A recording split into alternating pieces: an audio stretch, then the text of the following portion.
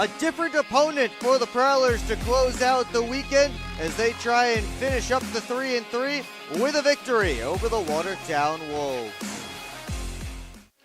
Good afternoon, everybody. Will Wiggleman here with you on the PHP Network. Thanks so much for joining us. Well, it seems the Wolves have brought the snow back with them as we had a little bit of snow last night into today. But inside the building, the Prowlers are trying to bounce back from last night's loss to the Blue Ridge Bobcats in what was a tough effort. They've also lost Matt Graham, and we'll have some more details on that coming up shortly. But they do get somebody back on the blue line. We'll tell you more about that as well in the pregame show, which is coming up next. You're watching Port Huron Prowlers Hockey on the PHP Network. Come fill McMorran Place at every Prowlers home game this season. General admission tickets are just $15 with discounts available for seniors, military, students, and children under 12. Upgrade your experience in one of our suites, or bring the whole squad to the game with discounts for groups of 10 or more. Find your best option to visit the Thumb Coast professional hockey team by visiting phprowlers.com and find the tickets tab, or call the box office at 810-985-6166. Secure your seats today. Welcome back to McMorran Place. We're just minutes away from puck drop between the Prowlers and the Watertown Wolves. Third game in 3 nights for both of these teams, but the first time they will see each other, and these two teams certainly have some history to go back to. We'll talk about that coming up shortly, but first we take a look at the last game for these teams. Wolves were down in Fraser taking on the Motor City Rockers. They picked up a 3-1 victory over Motor City as Tate Leeson had a goal and an assist. But Jacob Clement, in his first pro start, made 28 saves to help the Wolves beat the Rockers. Trevor Babin had to make 44 on the other end in his own right, so a tough game for him as well. But the Wolves able to come out on top, and that's big for their playoff positioning, which we'll show you the standings momentarily. It also prevents the Motor City Rockers from clinching their playoff spot, which they will be able to do tonight, as we'll get into that as well a couple of times throughout this broadcast.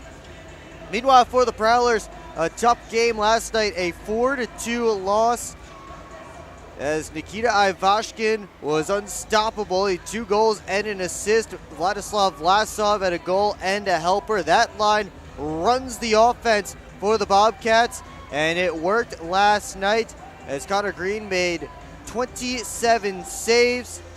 Despite Connor Foley's goal and assist, Ross Bartlett had his first point back with the Prowlers this season. Port Huron falls in the second game of their season series, and they end up splitting the season series 1-1. As we take a look at the standings now, the Wolves sit just 4 points back of the Elmira River Sharks at this point, and they are even in games played in the standings right now, so it will be coming down to the wire over in the Empire Division, and this game is crucial. The River Sharks getting set to drop the puck with the Danbury hat tricks at just about the same time as we get started. So those 2 games will be going on simultaneously, and for Wolves fans, we will be checking in on the score during each intermission of that game. So you can stick it right here and leave it here, and we'll make sure to keep you updated on what the River Sharks are doing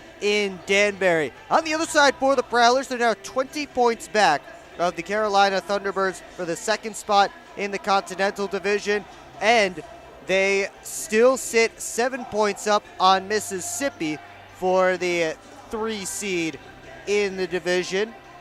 And the Prowlers do still have 1 game in hand on the Seawolves. Seawolves are inactive tonight, so this right here is the game in hand for the Prowlers on the Mississippi Seawolves. Well, Michael Mercurio's already had a busy weekend. 4 points in the 2 games in Motor City. 3 of them assists, and the other one a short-handed goal. He is a big part of the secondary scoring for the Wolves behind Trevor Lord and Tate Leeson. And especially with Sheweden Blacksmith out of the lineup now, he's put on IR earlier this week. So Michael Mercurio looking to continue his hot stretch as we get set for this game tonight. Meanwhile, the Prowlers getting some help on the blue line. Mitch Jones returning after missing the last 7 games on IR. 9 goals in 13 games, 16 points overall. It'll be a big help on the back end. Prowlers have run 11 forwards and 5 defensemen over the first 2 games this weekend against the Blue Ridge Bobcats. And we'll see if Jones can help that. They'll have 6 defensemen lined up tonight as we take a look at the lines. No Matt Graham, as he was off. He went off late in the last game after a fight with Josh Newberg last night. And he put no weight on that right foot. And we found out later that he has a lower body injury. He's been put on IR. So Matt Graham out for the foreseeable future for the Prowlers. So that will scramble the lines a little bit. Liam Freeborn and Austin Federley have been separated. They were together with Graham on that top line for a while. It'll be Connor Foley centering Liam Freeborn and Tucker Scantlebury. Evan Foley will get Austin Federley on his wing along with Vinny DeCumbus. And Ross Bartlett, Dalton Jay, and Tristan Sim, the third line. Dan Sharktran sliding in as the extra forward. Mitch Jones gets back on the top defense pairing with Alex Johnson. Adam Heinzel and Frank Schumacher back together. Heinzel in the bird cage tonight after taking a pass to the face just about a minute into the game last night. He did come back with the cage on, and he keeps it on, and we'll be back in the lineup again for this one. Well, Brian Parsons and Braden Deck round out the defense pairings, and Ian Wallace will get the start in net after Tucker Tynan started the first 2 games of the weekend. You see the Wolves taking the ice now. Prowlers are next on the schedule to hit the ice here at McMorran Place. And we will take you down to ice level just as soon as those pregame ceremonies start. Of course, the history between these teams. Last time these teams played, Dakota Seaman clipped Tucker Scantlebury behind the play. Seaman ended up receiving a 7-game suspension. It was originally 5, then extended to 7 afterwards. Seaman was eligible to return on Friday. He's played both games against the Rockers, and now he returns to McMorran Place for the first time since that incident. We'll see if he gets any kind of retribution for that, as we will pause for the starting lineup for the Port Huron Prowlers.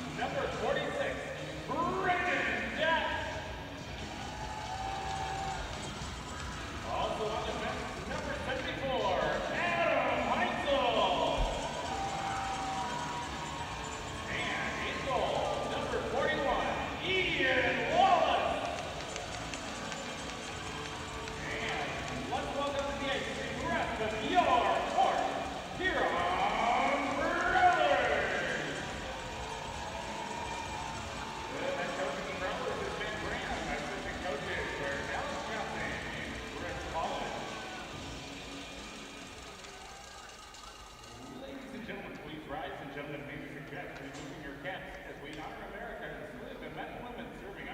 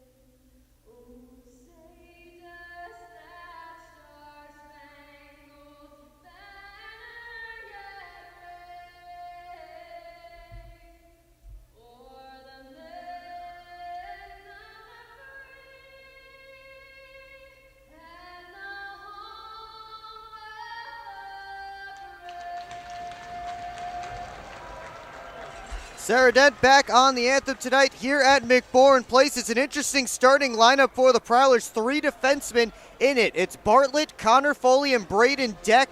Up front, Adam Heinzel and Brian Parsons. Defense pairing, and Ian Wallace in between the pipes. And we'll see what this means. Of course, I just talked about Dakota Seaman moments ago. We'll see in a moment if he's also in the starting lineup. That could be a reason for starting the 3 defensemen for the Prowlers. Maybe we get the retribution right off the drop. It looks like Seaman and Deck will line up immediately here on the near side wing. They're talking about it. We're going to get a fight right off this face-off, and we'll give you the starting goaltenders immediately after that.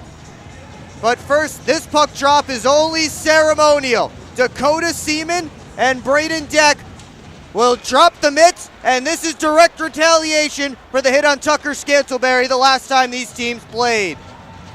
They circle at center, sizing each other up. Now they come together. Deck and Seaman pounding away. Seaman gets a couple of good rights in, and they go down to the ice. The cheers from the McMorran faithful. And both benches cheering the efforts of their teammates. What a start to this one. They get it out of the way early, and we'll see if there's any more to come. Take a look at the starting goaltenders for tonight's game. Ian Wallace between the pipes for the Prowlers. See the numbers there, although great game for him. Last time he was starting for the Prowlers, the overtime win in Danbury. And then Jacob Clement, who made his pro hockey debut last night, was fantastic against Motor City. Gets the start for the second straight night. Now it's time for some hockey as Deck and Seaman serve their 5 minutes, sent towards the net, and now Lord picks it up on the other side.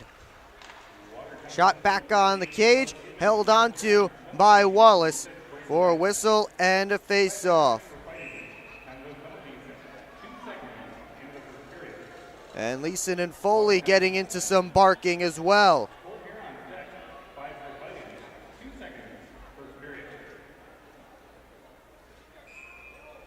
So Mercurio and Foley will take this face-off. Top line out there for Watertown. Mercurio, Lord, and Leeson. Kick save and a beauty from Wallace on the quick shot by Lord. Moving down the wing is Trevor Graspy, number 55. One of the new signings for the Wolves from this week, or from the last couple of weeks. Graspy works out top. Turns the corner, got it towards the net, steered away by Wallace. 7th pro game for Graspy since signing with the Wolves. As DeCumbus feeds Jay off the bench. Tried to fly in. They battle for it along the boards. Bartlett couldn't move it around. And now Bartlett with a centering feed ends up on the tape of Gemzatov. Johnson put it to an area. Bartlett looking to send Jay through. And now Bartlett catches back up to the puck, but he couldn't move along with it. Tristan Sim up towards Bartlett. He and Jay play little catch. And that one pops into the Prowlers bench. We'll get a whistle and a face-off. 18:25 to go in period 1. If you're just joining us, you already missed a fight between Dakota Seaman and Braden Deck. That was in direct retaliation to the hit on Tucker Scantleberry a few weeks ago. Seaman had to answer the bell for that. And we'll see if anything more comes throughout this game in terms of nastiness between these teams. Deck actually got into his first pro fight against Watertown in response to a hit on Evan Foley. Oh, that was in-game because I believe it was Tomasi who hit Foley. He didn't get thrown out. Seaman got thrown out, so the Prowlers couldn't get their retribution until today. Clement rims it around the wall. It got past Parsons. Pavlov hustling up. Has a step. He scores! He had a man coming down, but instead he picks the corner. And just under 2 minutes into period number 1, the Wolves take the 1-0 lead. 11th of the year for Vladislav Pavlov. There's a 2-on-1, had help coming down the other side. He took it himself. And Watertown breaks the ice early on this Sunday afternoon. Prowlers find themselves behind for the second straight game. Actually, third straight game. They've given up the first goal.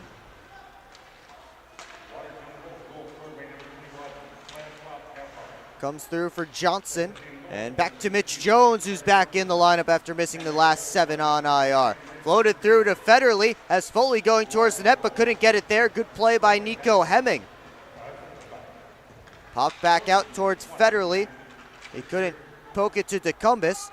And now, wearing number 76 is Jacob Black, not Shewedin Blacksmith, who typically wears 76. Blacksmith on IR. Leeson walks in the middle, hit the crossbar, and pops up towards the Raptors and drops out of play. And Tate Leeson, the leading goal scorer for these Watertown Wolves, that close to making it a 2-0 game. He has 31 tallies on the year.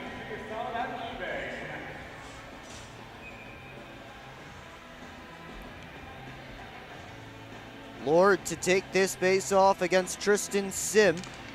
Lord wins it back clean to Flanagan.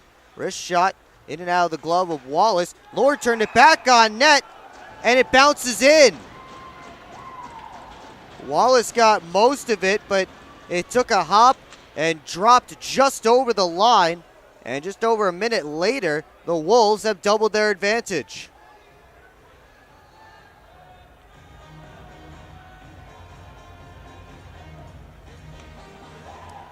Trevor Lord with his 23rd of the year and team high 57th point.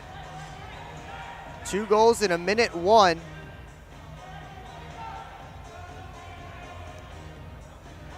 And it's quiet here at McMorran Place, a light crowd on this Sunday afternoon.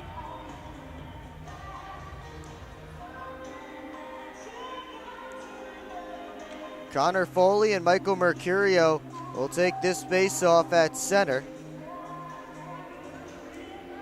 Only 3 minutes gone in the Munger Physical Therapy first period. Prowlers already trailing by 2.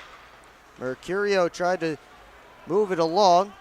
It ends up in the corner where Heinzel gives it over to Johnson. Connor Foley on for Scantleberry. Tried to move it on through. Prowlers in a delayed offside situation, so they have to go back and touch up. The Lord goal coming unassisted. Lord has it again, cross corner dump. Comes to Johnson.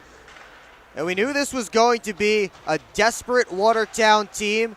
Every game feels like a must-win for them. 4 points out of a playoff spot, and they've played like it early on. Gotten some quick goals.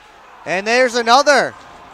Gamzatov's shot from the outside was kicked into the slot. And the Wolves have a 3-0 lead not 4 minutes in. And it looks like Makar Sokolov is getting set to go in on the Prowlers bench. Prowlers have called timeout. Chris Paulin and Matt Graham on crutches running the bench tonight for Port Huron. And Ian Wallace frustrated as he heads over to the Prowler bench.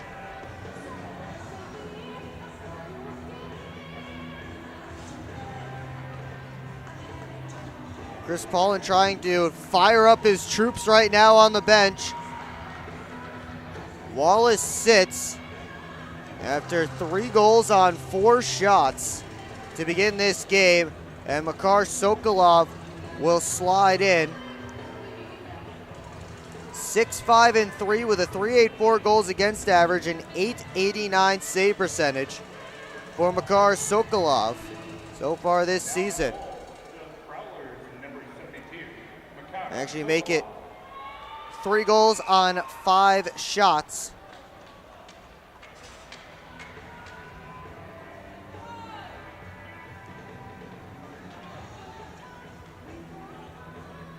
So the Prowlers in a big hole early here this afternoon.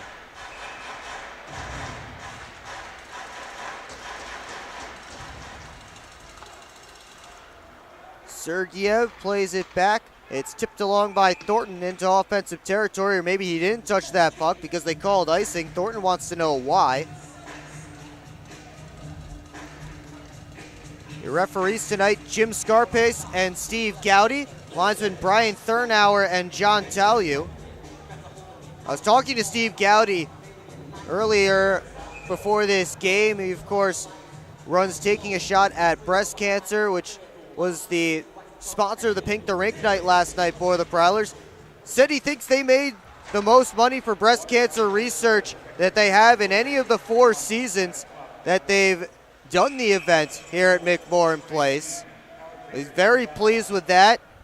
Of course, we thank everyone who's watching, who bid and on a jersey or even just bought something from the table. Help donate to breast cancer research. We had some high numbers for these jerseys. I think Brian Parsons went for the most with $1,300. And surely that will inflate Brian Parsons' ego just a little bit off the ice. He'll keep reminding people about that all week long. Off this face-off, comes to the line and rimmed around by Hemming. Tomasi had his stick lifted. Gerig Lindberg with a drive that's blockered by Sokolov. Lindberg was a Blue Ridge Bobcat until Friday when he was traded to the Wolves. Although I spoke with Bobcats broadcaster Brett Wiseman, he told me that the fact that the Wolves and the Bobcats were both on the road in Michigan had nothing to do with the fact that Lindberg was traded. But it's just funny how those things happen. It also didn't facilitate the trade that way either. Prowlers with an offensive zone faceoff, trailing 3-0 and trailing 7-1 in the shots department. They tie it up. Tecumseh in there digging. He's knocked to his knees, and now Chase Dabari comes out with it. Tomasi tried to return feed to Dabari. He'll catch up to it in the corner.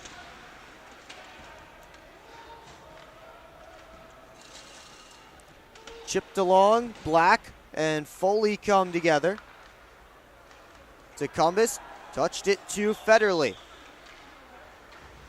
Waits on the half wall, tried to send it on net. It was blocked. Tecumseh picks it up behind the net. Couple of saves from Clement as he stops Tristan Sim on the rebound and hangs on for a whistle and a face-off. And Deck and Seaman will leave the penalty boxes after their fight off the opening drop. We will take a timeout. Wolves all over the Prowlers early, up 3-0. You're watching Port Huron Prowlers hockey on the PHP Network. I'm proud to serve farmers because everything they do matters. If I could choose one word to describe a farmer, I would say essential. Dedicated. Enterprising. The most creative people. They're providing food for the rest of the world. Some of the qualities I look for when hiring is personality, perseverance, someone that's determined. We want to be able to hire someone that understands what we're supporting, and ultimately that's the grower. Come fill McMorran Place at every Prowlers home game this season. General admission tickets are just $15 with discounts available for seniors, military, students, and children under 12. Upgrade your experience in one of our suites, or bring the whole squad to the game with discounts for groups of 10 or more. Find your best option to visit the Thumb Coast professional hockey team by visiting phprowlers.com and find the tickets tab, or call the box office at 810-985-6166. Secure your seats today. 3-0 Wolves. Early stages. of the opening period here this afternoon at McMorran Place. We thank you for tuning in on the PHP Network. Also want to give our best wishes to Watertown's broadcaster Jeff Barrett as he recovers from a lower body injury himself, just like Matt Graham of the Prowlers. Up this faceoff, Heinzel got it through. Pad save by Clement. Foley works down the wall, around behind the net, onto Federley. Back to Evan Foley, steps out of the corner, continues the cycle for DeCumbus. He and Flanagan come together. Comes to the point, Heinzel's drive hit a stick, and Flanagan stick handles his way out of danger. Leeson to the backside, Mercurio centering feed. Couldn't find his target, and a shot from the outside by Flanagan off the mask of Makar Sokolov. Around the net is Graspy. He left it for Lord in the corner. Back out high, Graspy. Wrist shot through traffic. Knocked away by Sokolov. Federley onto DeCumbus. Pass was in his skates. Federley recollects, and he lofts it in.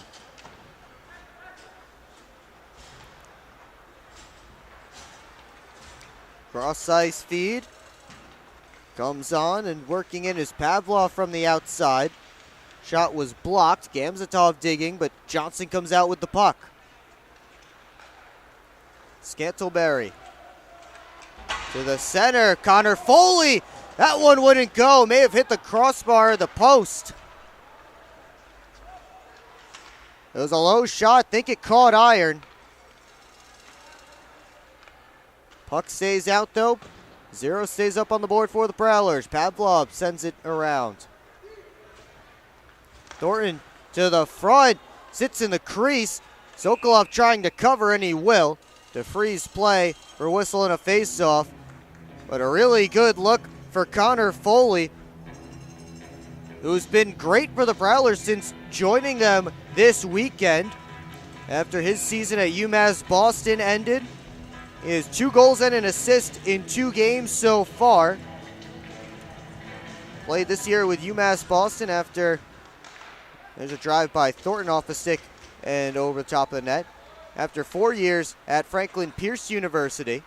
That's part of the reason why the Prowlers were able to get him. Here's Bartlett on a breakaway. Stopped by Clement, and he has the blocker on top of it to freeze play. And now Hemming tugging at Dalton J.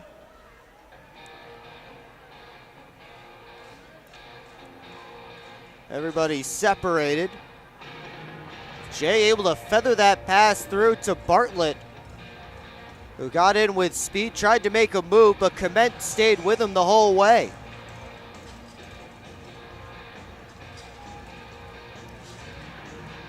The aforementioned Connor Foley will take this face-off against Black.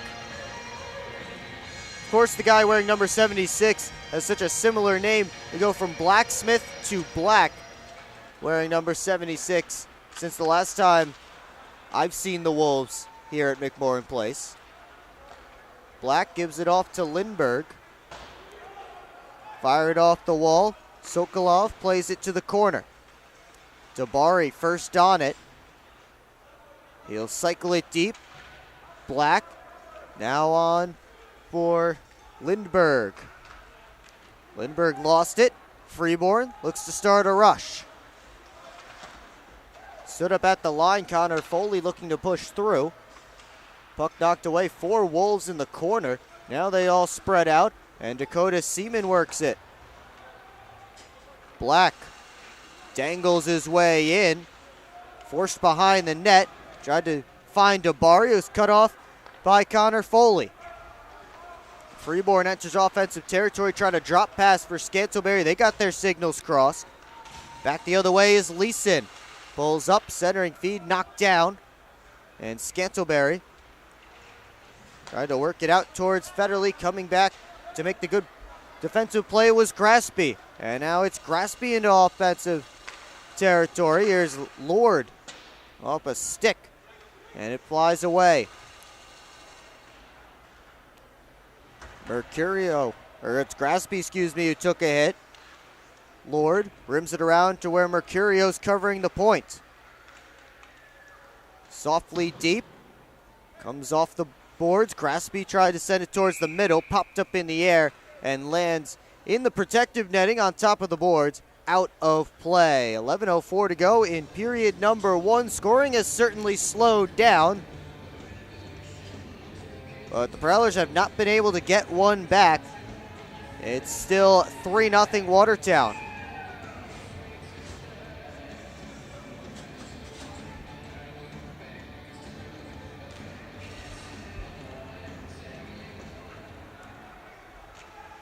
Thornton took a hit from Deck, but pops out, and the good save by Sokolov with the arm on Pavlov, who already has one this afternoon.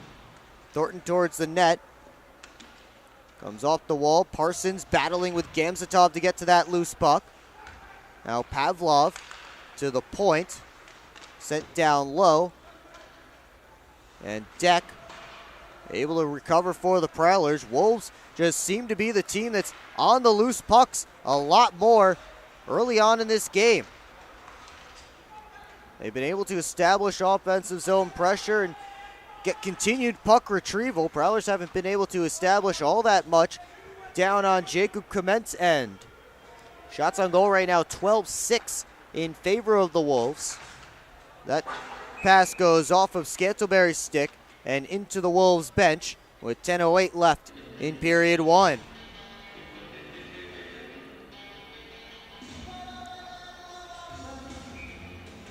The faceoff will come to Clement's left. Connor Foley will draw with Jacob Black. Foley won it back clean. Johnson down towards Scantleberry, but his pass to Jones ends up out of the zone.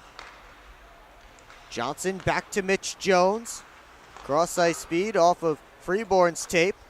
Hemming almost had his stick lifted by Foley.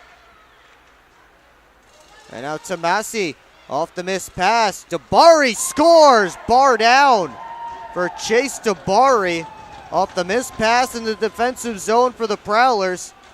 That makes it 4-0. This one's getting ugly early.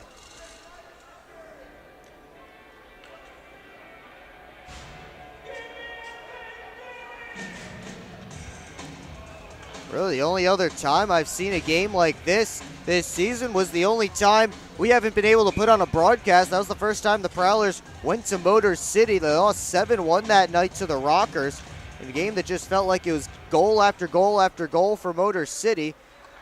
And that's where we are here, just past the midway point of period 1. Schumacher up to Federley.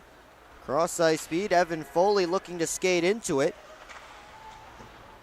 Now to Cumbus. Cycles it behind the net. Pops out Schumacher. Couldn't send it deep. Mercurio flies his way out into the Prowler's zone. Pulls up, gives to Leeson. Makes the move. Poked away by the goal stick of Sokolov as Leeson had a lane to the net. Flanagan down to Leeson as the Wolves maintain possession. Lord to the net, stopped by Sokolov. Rebound sat there. Sokolov had his back to the puck. He still made the save. It just hit him. Leeson looking for a passing lane. Tried Thornton, but he was collapsed on by a couple of gold jerseys. Graspy from the outside. And his centering feed stopped by Schumacher. Mercurio gives it over the backdoor pass, didn't get through, and Federley sends it out softly. Thornton shot it right off of Vinny DeCumbus's face, like the side of the helmet. He seems to be all right.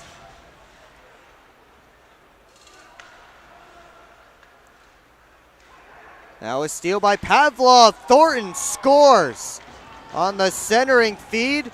The steal by Pavlov. It is 5-0 Watertown. This one is getting away from the Prowlers. It's gotten away pretty far at this point.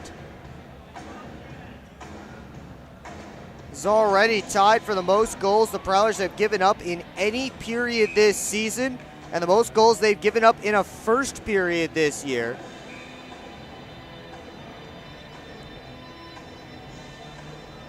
.806 still to go.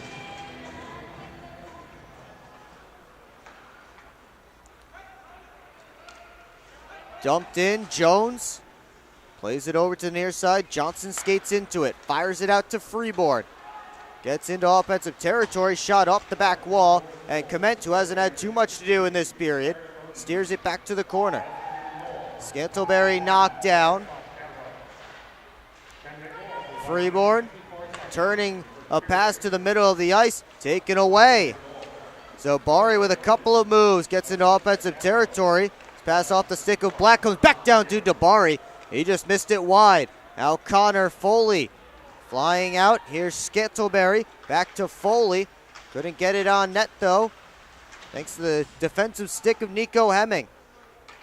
Schumacher down to Federley. Scantlebury behind the net, tried to wrap it in front. And now it ends up in the corner. Knocked down at the Prowler blue line. Decumbus looks to move the other direction. Blocked by Hemming.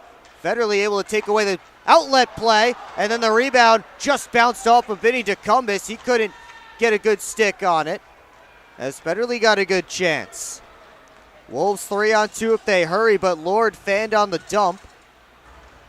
Lindbergh sent it around to Leeson. Now Evan Foley. Schumacher back to Foley.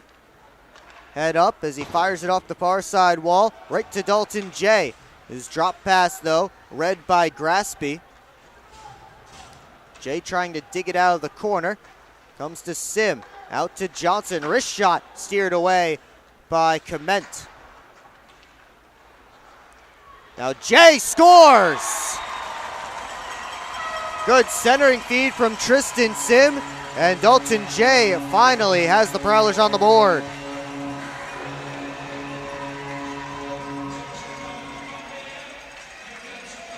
And there's a response for the board here on Prowlers as Dalton J puts home his 13th goal of the year.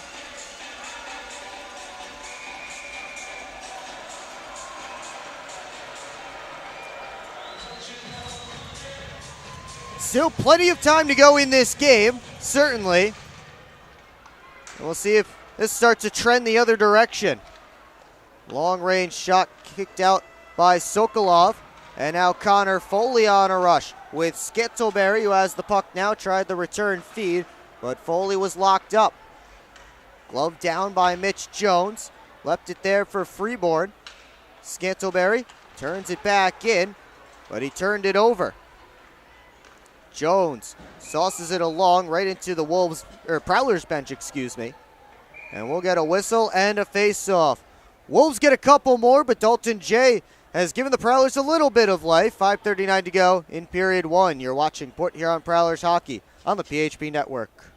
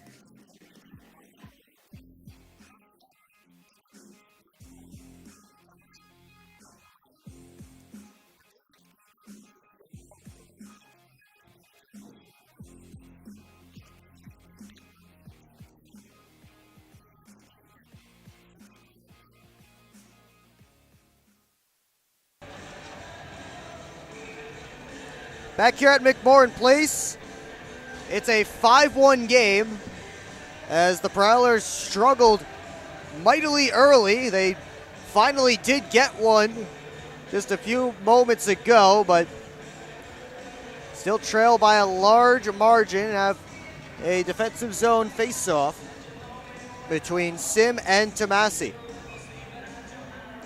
Sim and Bartlett picking up the assists on the goal by Dalton Jay. Now Ross Bartlett, who has the puck now, has assists in back-to-back games. Jay tried to cut to the net, knocked off his stick.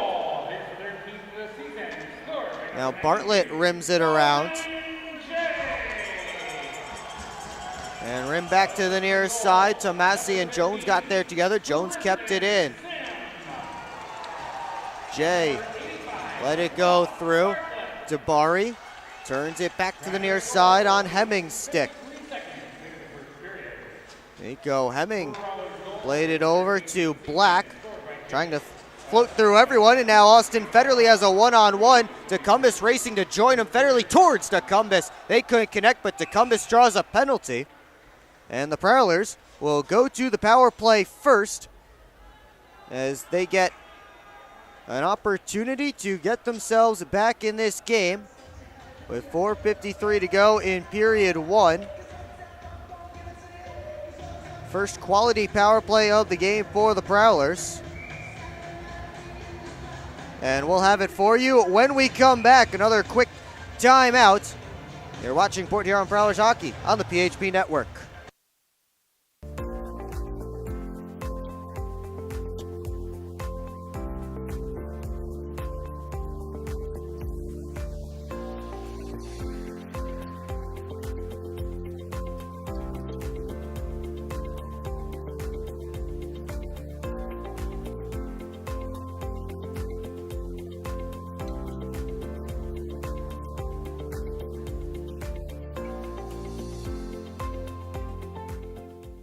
At Hungry Howie's, we're famous for flavor, and this is our Chief Flavor Officer. Every hour of every day, our CFO obsesses over the tastiest ingredients, combining them to create new flavor combinations your taste buds never knew they needed. Until now. Introducing his latest master pizza, the Pepperoni Duo. A delicious combination of classic cut pepperoni, original pepperoni, 100% mozzarella cheese, and our famous flavored crust. 2 kinds of pepperoni, all kinds of delicious. Hungry? Howie's!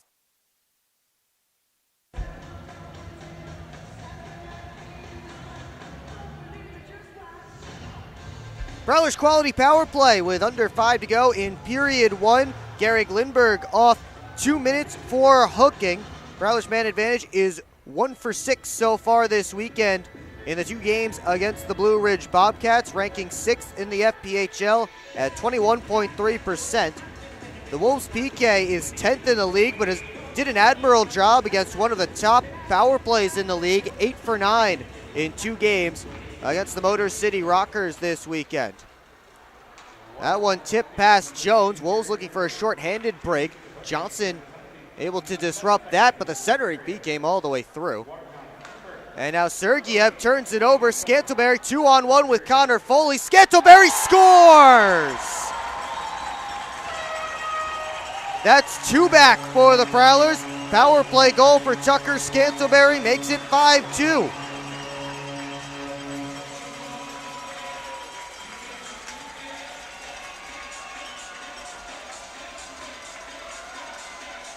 As the Wolves tried to jump in short-handed, the puck bounced out, and Tucker Scantleberry able to reach it. And he got the 2-on-1 and found the space just past the blocker of Clement. 9th of the year for Scantleberry, 3rd on the man advantage. And a couple of quick ones. This game looks a little bit different, though still a big hill to climb. Ross Bartlett down low looking towards Jay. Prowlers recover. It's Bartlett trying to send it towards the net. Jay picks it up. Up to Heinzel at the point. Now Bartlett trying to fire a pass across.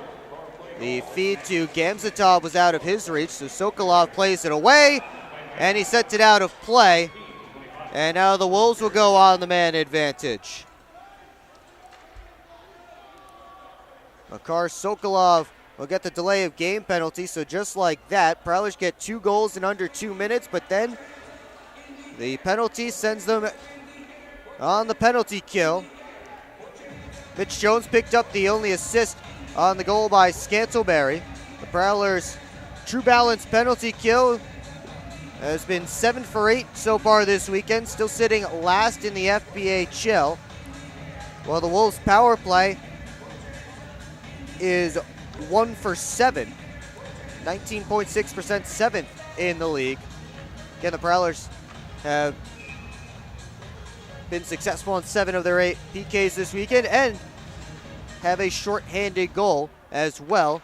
That was by Dan Chartrand. I got late word that Chartrand did not make it to the lineup today.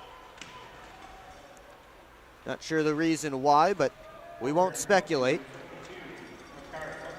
Schumacher taken down in the corner behind the net. A little bit awkward there. He and Mercurio trying to get back to their skates. Meanwhile, the Wolves' power play continues, and the pass back door towards Mercurio bounced away. 35 seconds gone in the man advantage for Watertown. Comes over to Leeson. Quick shot towards the net, right through the crease. Couldn't find the target. Bounces out to the middle of the ice, right for the crease, and shot wide, right on the doorstep by Leeson. Parsons able to lift his stick and get possession, but Graspy keeps the puck alive. Leeson down towards Mercurio, hopped off his stick. He recollects. Now Leeson turning towards the cage.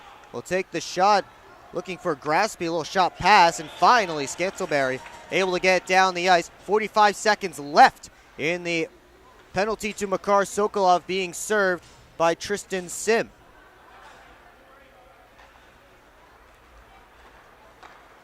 Carter Thornton towards Tomasi. Sent back out by Federley. Pavlov regroups. Thornton towards Gemzatov. Johnson turning and sending it down. 15 seconds left until Sim steps out onto the ice. Here's Jabari into offensive territory. Goes all the way around the net. Pulls up. Stapled by Heinzel. Jabari still with the puck and still going. Back to 5-on-5. Pass back to Jabari. Backdoor feed. Hopped away from Thornton. Thornton behind the net. Hassled by Adam Heinzel. Wearing the birdcage tonight. And Heinzel puts Thornton into the ground. Wolves still on the puck. And Sokolov will cover that one and get a whistle and a face-off. Give the Prowlers a chance to reset. So the penalty kill successful for Port Huron. One shot on net for Watertown during the man advantage.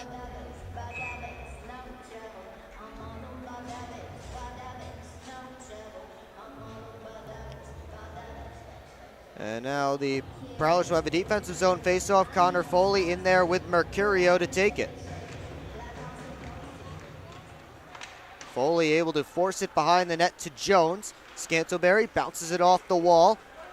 Freeborn chasing after with Graspy. Freeborn and Graspy both go down to the ice. Freeborn is going to get a penalty.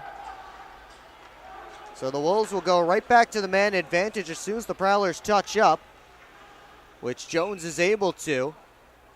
And holding called against Liam Freeborn. And the Wolves power play, which looked dangerous for that first opportunity, will get another chance.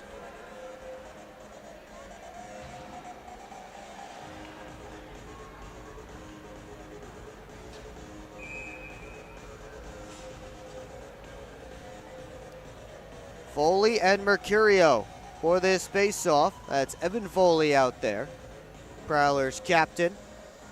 No relation to Connor Foley, the new signing for the Prowlers this week.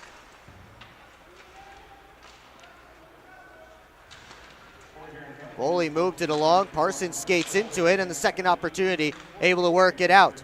This power play will leak into the second period if the Wolves don't score as we hit the final minute of play in the opening frame.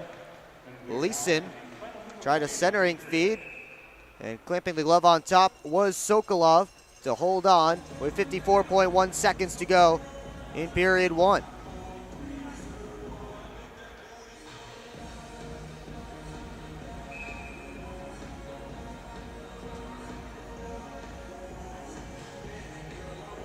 Lord and DeCumbus on this face-off. One to the boards.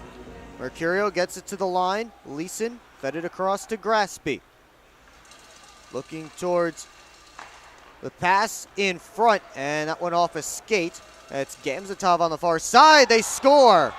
Graspy sent it through. Not sure if that hit anything on the way through, but if it didn't, that will be the first pro goal for Trevor Graspy. Power play goal for the Wolves takes the wind out of the sails for the Prowlers as far as the little comeback they were trying to mount. 39.4 to go in period number one. And it's a 4-goal lead again for Watertown.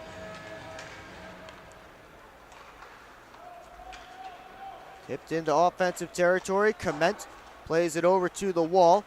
Connor Foley behind the net. He's taken down. Prowlers will go back to the man advantage now. And another holding call signaled by Steve Gowdy in the corner. So 25.1 seconds to go in period one, and the Prowlers will go back to the quality power play. They're 1-for-1 tonight, or today.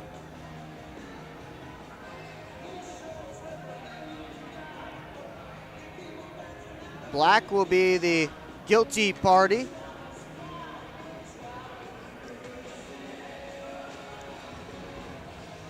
Gamzatov also heading over to the box. Maybe something was said on the Watertown bench. I did see Steve Gowdy make a gesture towards the bench to send somebody to the box. Gamzatov is the one over there. And it looks like it will be a 5-on-3 for the Prowlers. Huge opportunity, full 2-minute 5-on-3 for Port Huron. Freeborn, Jones back to Freeborn. Jones again. Johnson, Scantleberry, and Connor Foley rounding out this unit. Jones, one-timer, scores! The big blast is back. 12.3 to go in period one. Another power play goal for Port Huron. Pulls them back within 3. They'll still have 1:47 of 5-on-4 power play time. Again, only 12 seconds to go in this barn burner of an opening period. At 9 goals between the two teams in the opening 20 minutes.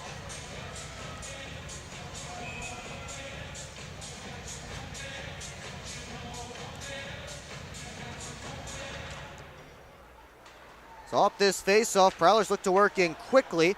Johnson with 5. Fed it to the outside to Jones. Wristed on net. It's blocked. And the Wolves will hold it to the horn. And that will take care of the opening 20 minutes.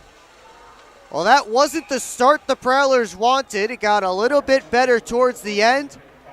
They were down 5-0 at one point, but they'll head to the locker room only down 3, 6-3 after an offensive opening 20 minutes. Shots on goal in that opening period, favoring the Wolves 16-12.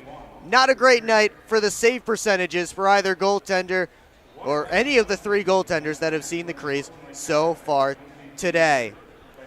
Well, coming up in the first intermission, we'll take a look at the season series so far between these two teams. Also take a look at the storylines around the FPHL. Out-of-town scoreboard, so stay tuned, Watertown fans who want to know what the Elmira River Sharks are up to. We will let you know as soon as we get to that. And it's all coming up in the first intermission report. And it's all right here on the PHP Network. But we need a moment to breathe after whatever that first 20 minutes was, and we will take it here in a moment. Well, spring is here, so get something new at the Prowlers team store. The store features lace-up sweatshirts, mitt stalls, team issue apparel, and more, with new merch coming in all season long. Come find us on the west end of McMorran Arena at every home game all season long, or online anytime at prowlersmerch.com. You can scan the QR code on your screen now to visit the online shop. Look your boho best with gear from the Prowlers team store. 6-3 Wolves, and we've only played 20 minutes. Can we do 2 more periods of this? We'll find out in a little bit. You're watching Port Huron Prowlers Hockey on the PHP Network. I've worked at Pioneer and now Corteva for 36 years. It goes by very quickly. This is a pretty noble profession where you're giving back to humanity. Curiosity is so important. I learn something new every day. What's that next challenge that may occur for farmers? You do really feel like you've got an impact on what's coming. I can see how we're making things better. And we have the best solutions for our farmers. And I think we're here to feed and fuel the world. I'm proud to be part of that culture, and I'm proud to be part of the company.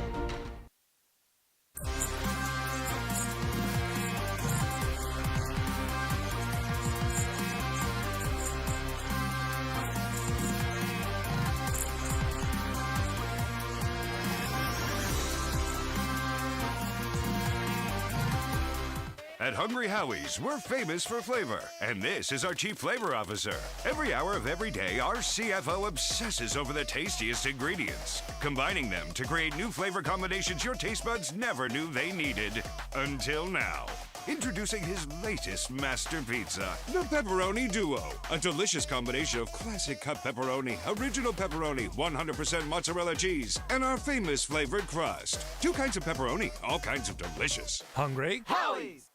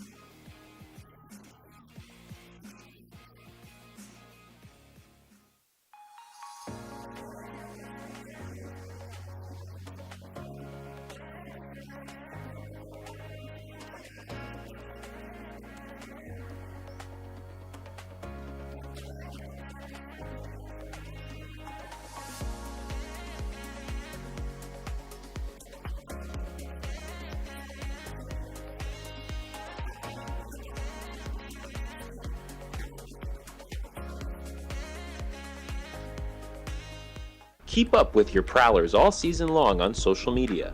Follow us on Facebook at the Port Huron Prowlers, Instagram at PH Prowlers, and Twitter at PH Prowlers. And you can find more information on our website, phprowlers.com.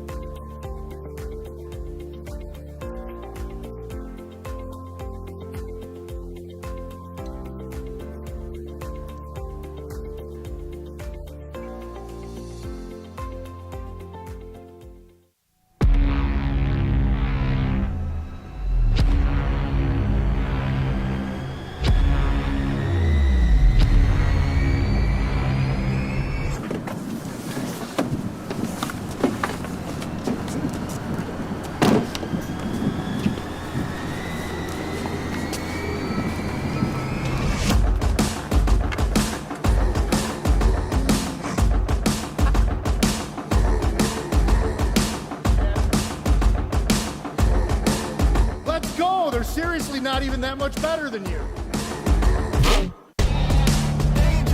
Should've just got a ticket from phprowlers.com.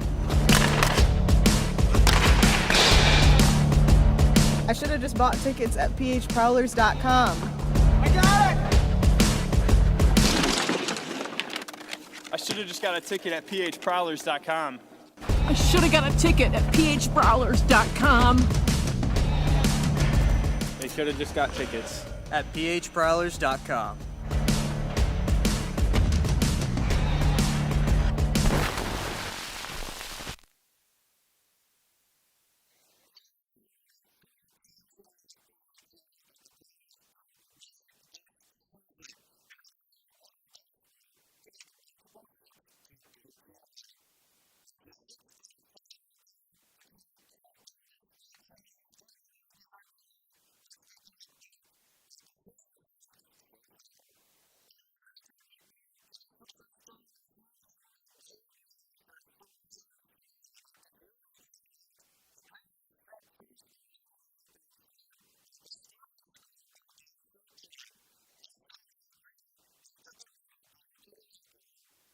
Schumacher up towards Foley, gets into offensive territory, drop for Scantlebury, cuts to the middle, deflected in!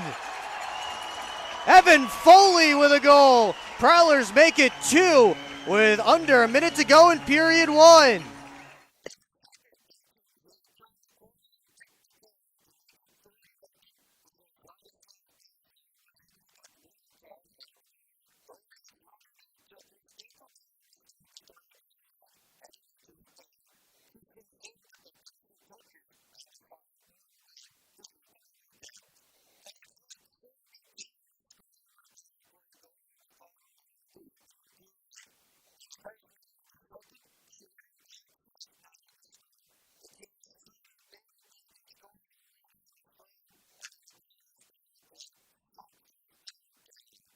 And Federley wins it back clean. Jones to Johnson, jumping in deep and just hopped over his stick. Scantlebury winds down low. One more, score! Another beautiful feed from Austin Federley. This time it's Liam Freeborn on the receiving end. Power play goal puts the Prowlers up 3-2.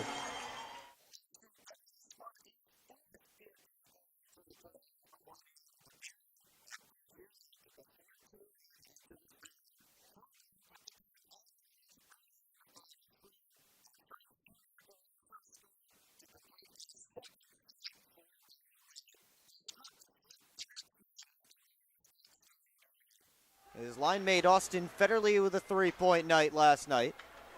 And now quickly, it's Tate Leeson on a breakaway backhander, and he scores. 26 seconds in, Tate Leeson gets his first goal of the weekend, and the Prowlers trail for the first time.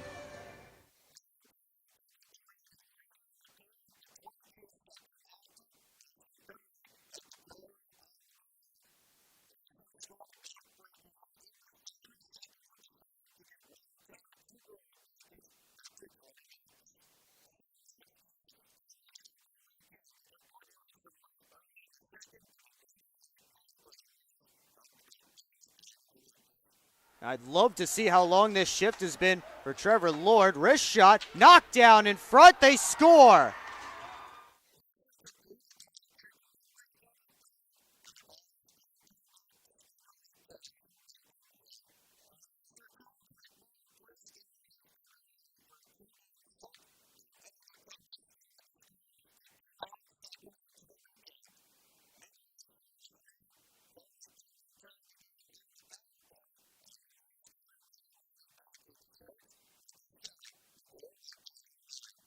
Right on Bouchard's tape. Long lead pass cut off by Chartrand as Foley going to net. He shoots, he scores!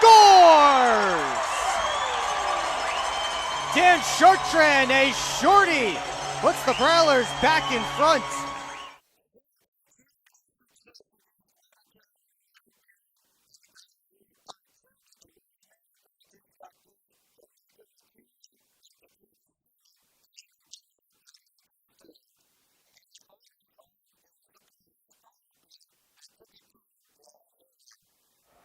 Off the face-off, Prowlers set back up. Freeborn walks in, shoots, score!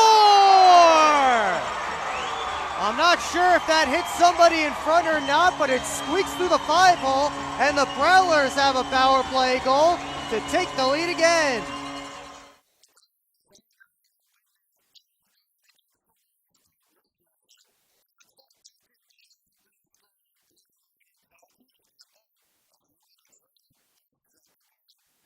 Jay off the face-off, slipped it through. Freeborn back in front, Jay scores again! Second of the period for number 92, and the Prowlers have a 2-0 lead.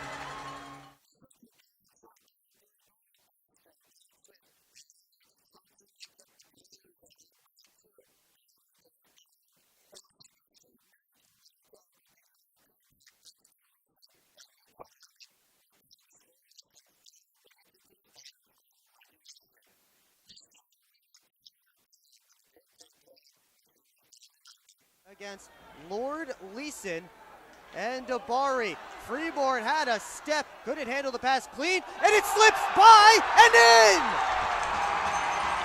Freeborn, one-touch, handed it on goal. It just slipped through Kozlowski. The Wolves don't think it went in, but the Prowlers are celebrating.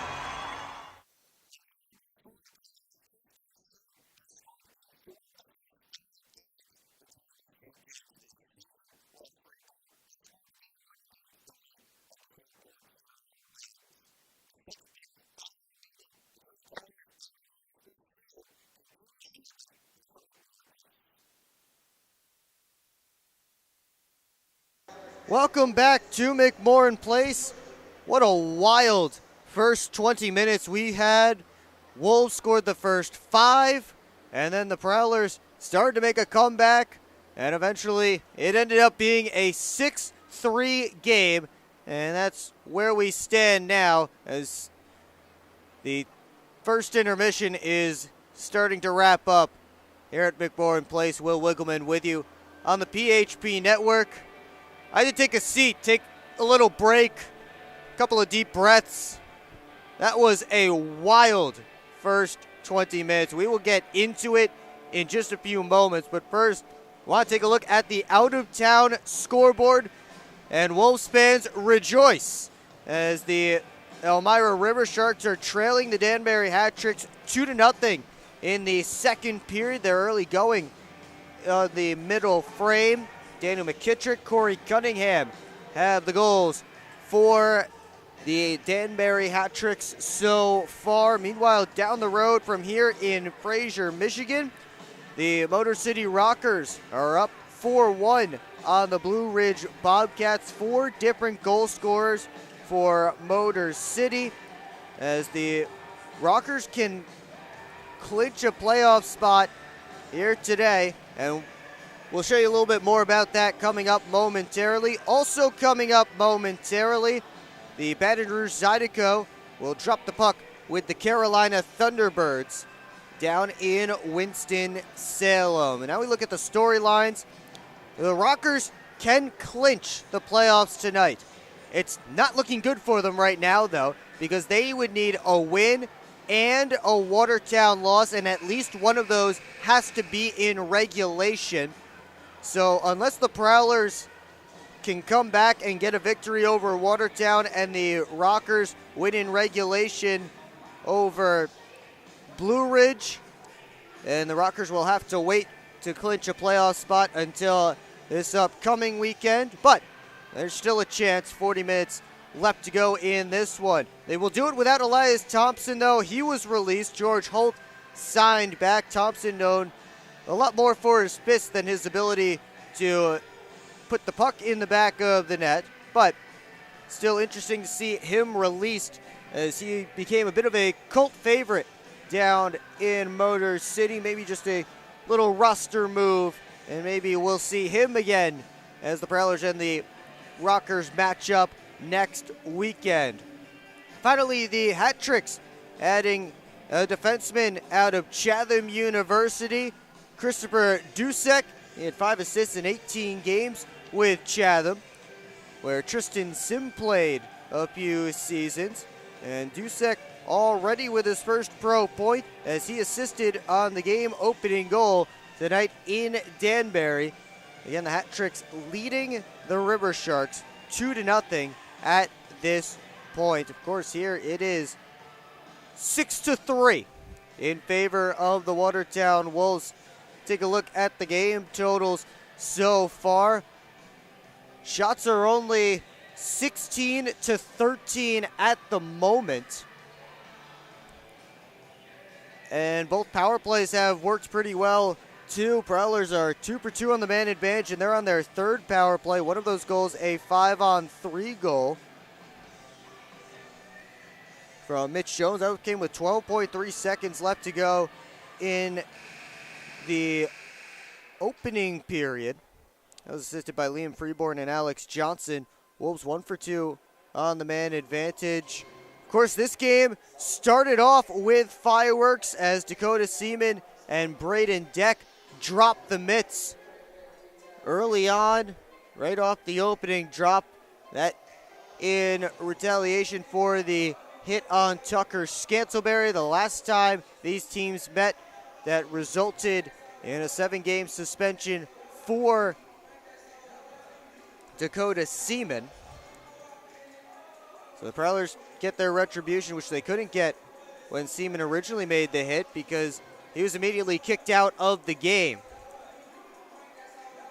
But the Wolves scored the first 5 goals of this game. They were up 3-0, 3:48 into the contest, and then they got 2 more later, and this game looked like it was over, but Prowlers did get a couple back. Dalton J, Tucker Scantleberry scoring less than 2 minutes apart, but then Trevor Graspy scored a power play goal with 40 seconds left in the period, and then Mitch Jones with 12.3 on the clock scored a power play goal of his own, and that made it 6-3 where we stand now as both teams are getting set to hit the ice once again for period number 2 in the 6th and final meeting between the FPHL's 2 oldest franchises this season. Prowlers have won 4 of the first 5.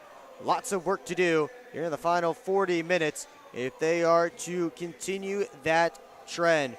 First, we take a look at the PHP Network trivia question, and it regards the captains. Tate Leeson and Evan Foley, the current captains for the Wolves and the Prowlers, respectively.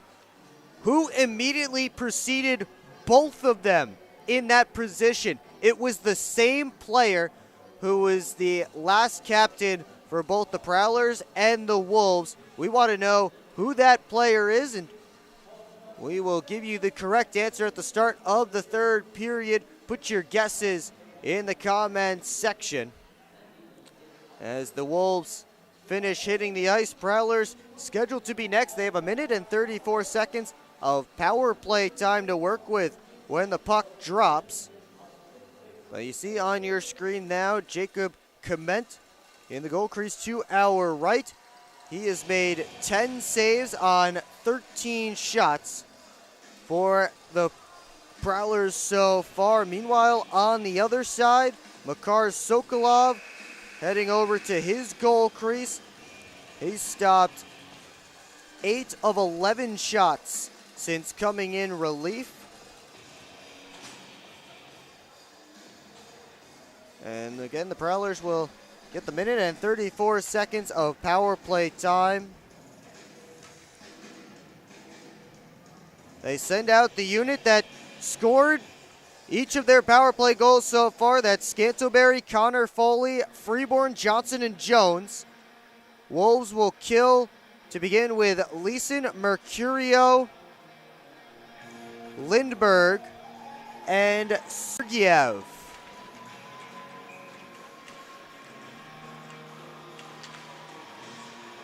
Foley and Mercurio in for this face-off. And in a moment, we'll be underway. And here we go. Again, Prowlers on the man advantage for another 90 seconds. But Sergeyev takes that missed pass and fires it all the way down. Jones took a spill as he worked it towards Alex Johnson behind the net.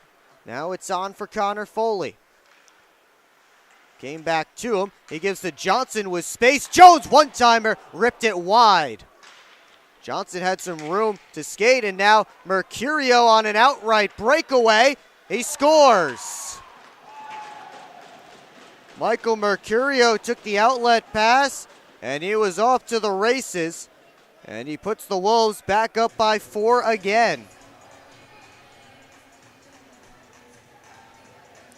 So after the Prowlers give up the most goals they've given up in any period this season, they give up one at 33 seconds into period 2.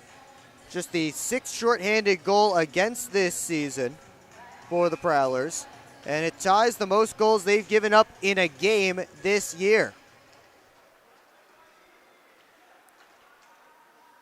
Austin Federley waits behind his own net. Now he works out. This tying the 7-goal barrage by the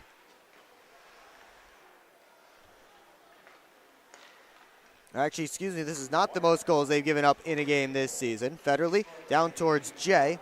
It's the third most, tied with the 7 goals they gave up to the Motor City Rockers. Evan Foley bounced it out. Jay couldn't move in. Foley does, but if he touches the puck, it's offside. Prowlers still in delayed offsides. It's fired the length of the ice. That should take care of the rest of the Prowlers' second power play. But here's Freeborn working in. Kick save by Clement. Just as we get back to 5-on-5. Scantleberry tugged, and we'll go right back to a Prowlers man advantage, hooking the call. As Scantleberry is trying to turn the corner with the puck, and it's Mercurio just scored the shorthanded goal to the box. Prowlers back down by 4. 6 goals again in that first period, by far the most they've given up in a single period this season. They have given up more than 7 goals twice, though, this year. Certainly still have a chance in this game if they can get a power play goal here. Lots of time to go in the contest, but things not looking great. Trying to keep a little positivity here for the Prowlers fans watching at home. Freeborn to Johnson. Wrist shot gloved by Clement, and he'll hang on. Minute 37 to go on the power play for the Prowlers. They're 2 for 3 so far on the man advantage. Of course, giving up the shorthanded goal as well just moments ago.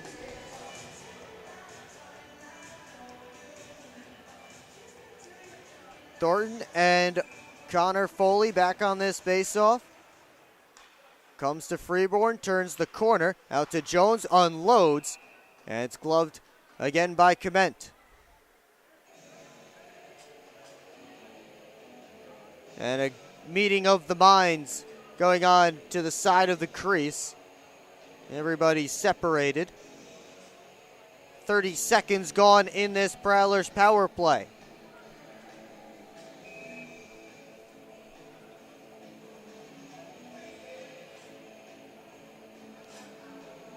Connor Foley to draw with Black. Black wins it. Freeborn up the boards to Jones. Now across to Johnson. Walks down the wall. Pulls back. Watched by Sergeyev. Takes the tap pass back from Jones. Jones unloads. And he got it through Seaman, but not through Clement. Dakota Seaman was just a foot or so in front of Mitch Jones on the one-timer, but he's able to get to the net. Prowlers will switch up the power play unit. They have 3 shots already on this man advantage. 2 of them off the stick of Mitch Jones, the other off the stick of Alex Johnson. Minute and 11 left on it. It's Evan Foley, Sim, Jay, DeCumbus, and Federley. Of course, no Matt Graham, was a regular on this unit. He's behind the bench with some crutches. Jay turns the corner, hit the crossbar. And the puck flies out of play. Right where the crossbar and the post meet. Dalton Jay looking for that corner, and he almost had it.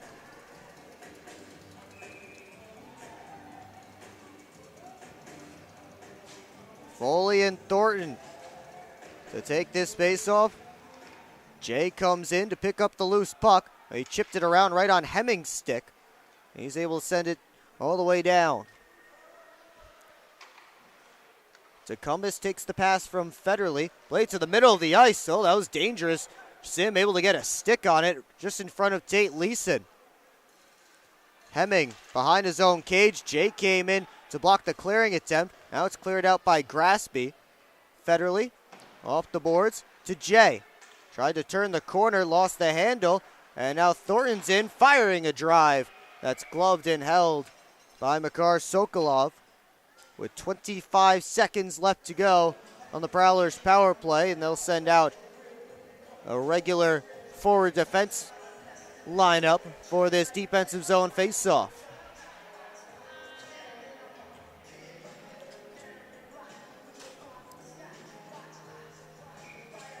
Ross Bartlett out there to take the draw against Black.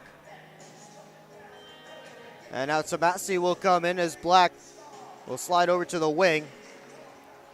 Up the face-off. Bounced over to Sergeyev. Makes a couple of moves, but couldn't get the puck on net. Freeborn has two Wolves in front of him. Pulls up, gives it out high to Parsons.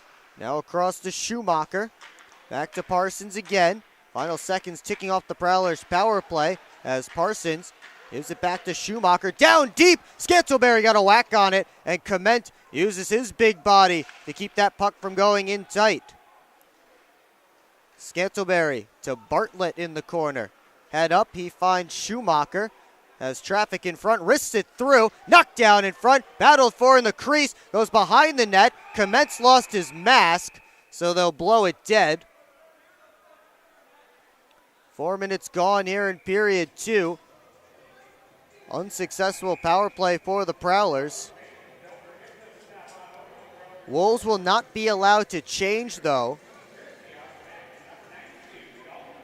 So the Prowlers will get an offensive zone face-off and maybe a tired group of Watertown Wolves. They send out Evan Foley's line, along with Alex Johnson and Mitch Jones. Foley with Black on this face-off. Tecumseh tried to work it back to Johnson. Ended up going past him. Here's Mercurio flying in for it. Pulls up from the outside. Stopped by Sokolov, and he'll clamp the glove on top of the rebound to freeze it for a whistle.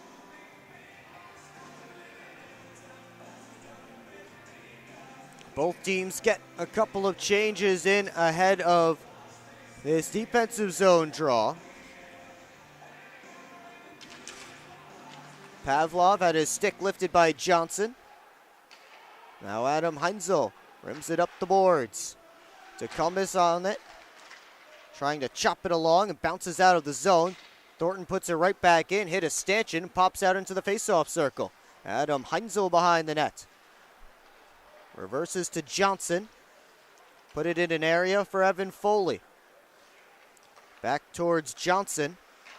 Fired it on to Jay, who deflected it out of play. Went off of Dalton Jay's stick at about center ice and ended up flying into the protective netting up behind Jacob Clement. So this face-off will come to center ice. Austin Federley will take this draw with Mercurio. Federley able to win it to Deck. He steps up and fires it in. Glassby turning on Scantleberry. Giveaway. It comes back to Glassby. Now Leeson met by Schumacher. Played off the near side wall. Freeborn skates into it. Sent it on net. And off the knob of the stick of Clement. Out of play. Don't think that one was going to be on cage anyway.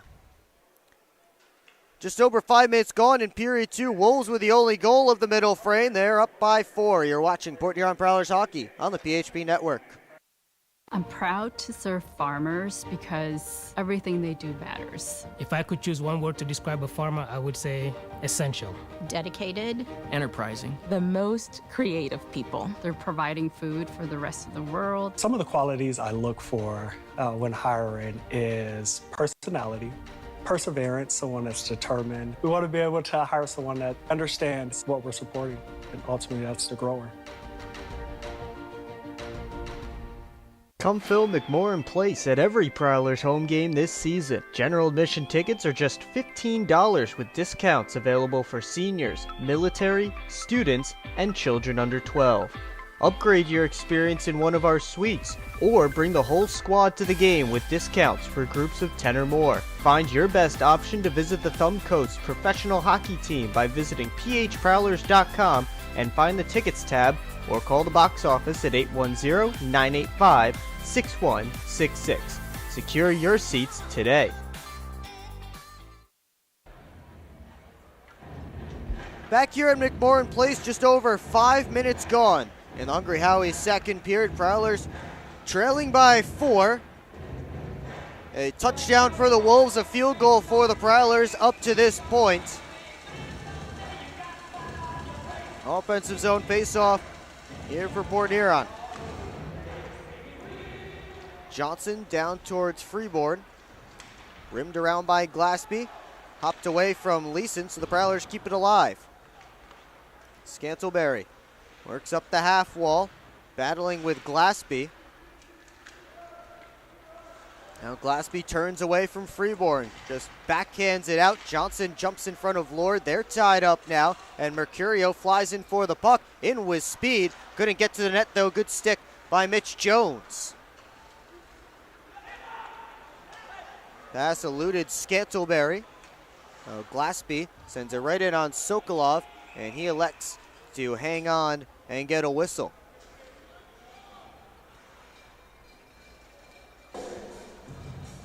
Defensive zone face-off for the Prowlers. Shots on goal in this period, 5 apiece. Wolves have the last 4.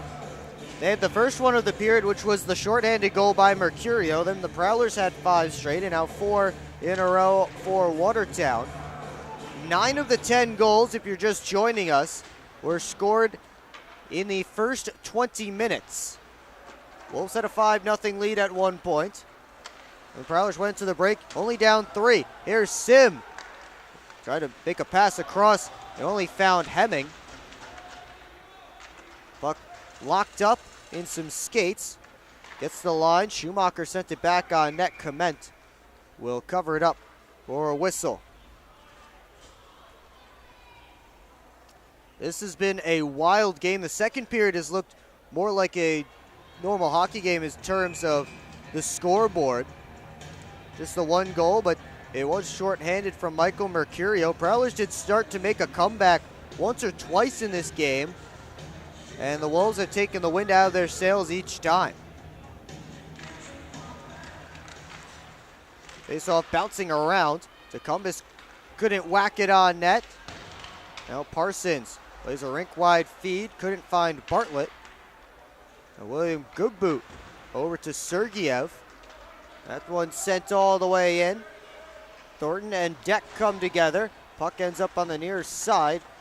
And Tecumseh pulls it out of a pile involving Parsons and Pavlov. They're still involved together behind the play. Meanwhile, now it's Tecumseh who couldn't chase after that puck. Pavlov turns it back up. And he dumped it right in on Sokolov. Scantleberry tried to dump it out. Comes back to him. Now he'll work with Parsons. Gets the pass back. 4 Wolves playing defense on Scantleberry. He maintains control of the puck, and he sends it deep as his team completes a change. Freeborn out to Johnson at the point. Sends it right back Freeborn's direction. Scantleberry out from behind the net. I think Komet did get a piece of that one. Scantleberry lifts a stick, but it's knocked away from Federley.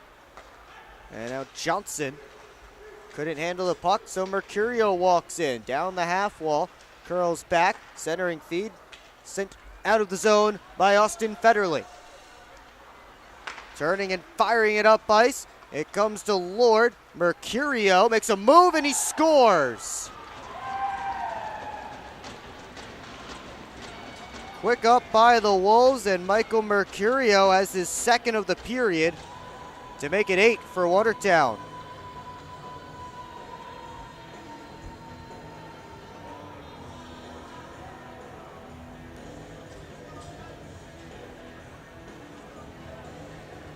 There's a hat on the ice, but I think that's only the second one for Mercurio, unless there was one that was scored incorrectly.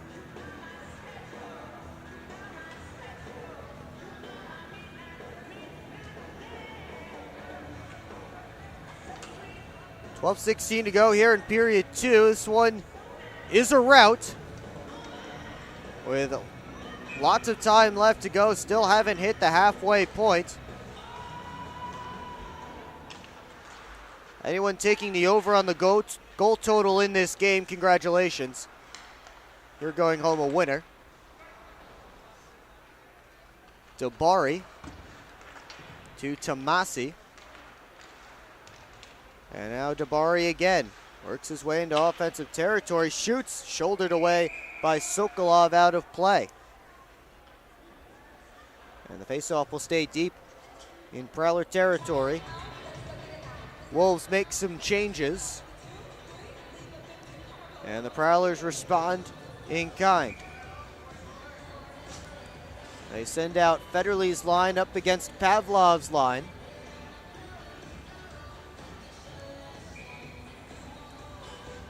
Lord and Graspy picking up the assists on the goal for Michael Mercurio, by the way.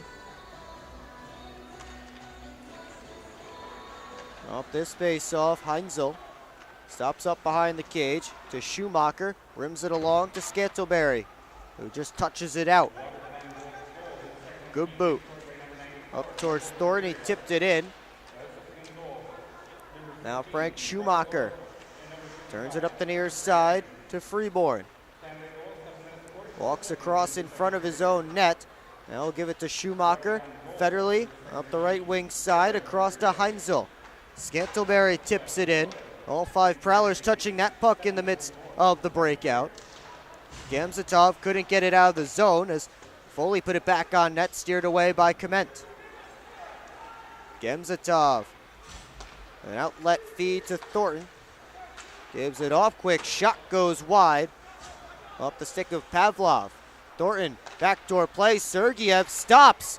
And he couldn't get the shot to go on net as Mitch Jones got back to get his stick in the way, but Sergeyev had all kinds of time on the backside.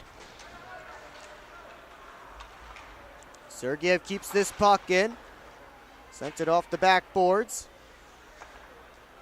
Now Lord walks the blue line through traffic off of Sokolov's mask and over the protective netting out of play.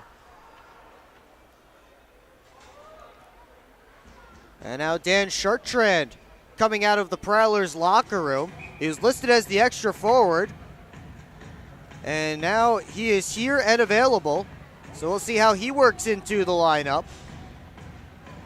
I thought he wasn't going to be available. That's what I was told. He might not be available tonight, but here he is coming in late. Mercurio fired it wide. 2 goals for Michael Mercurio tonight, or this afternoon. The drive from the point, hit Lord in the back of the leg, drops him to a knee. He's feeling the effects of that one as he goes to the Wolves bench, doubled over. Might just be a stinger there as he took that blast off the back of the leg where there is no padding. Giveaway. One-timer by Leeson, stopped by Makar Sokolov.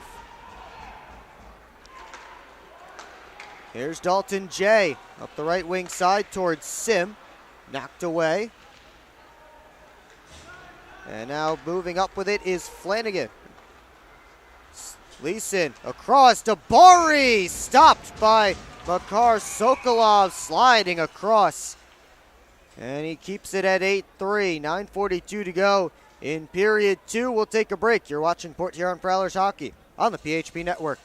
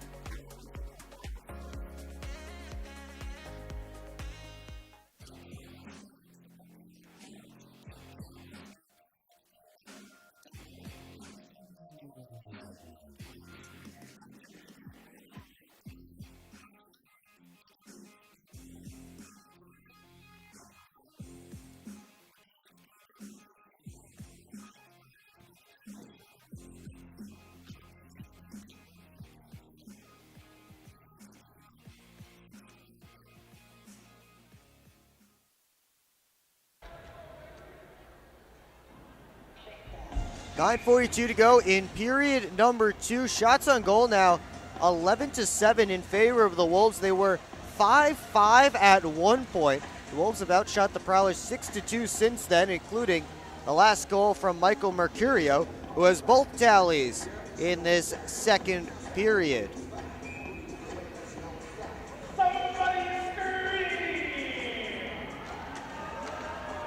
Wolves win this face-off. Hemming shot it through. And now it's sent along. Dan Shartrand chasing after it. Dabari all the way around the net, watched by DeCumbus. Heinzel couldn't chop it along. And now DeCumbus scoops up the puck. Delayed penalty coming up against the Wolves. Bartlett without a stick plays it over to Parsons with his foot. Now Jay to the net, stopped by Komet. And Heinzel collects the rebound, taken in by Seaman. Chartrand tried to move it along. Black gets the touch up. A slashing penalty being signaled. So the Prowlers will go back to the quality power play. They are 2 for 3 so far in this game.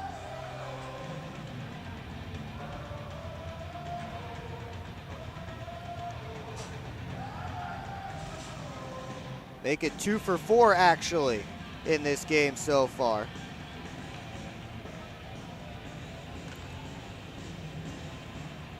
Mercurio and Connor Foley take this face-off. Mercurio, of course, with the shorty earlier on in this period as the Wolves get a clear right off the drop.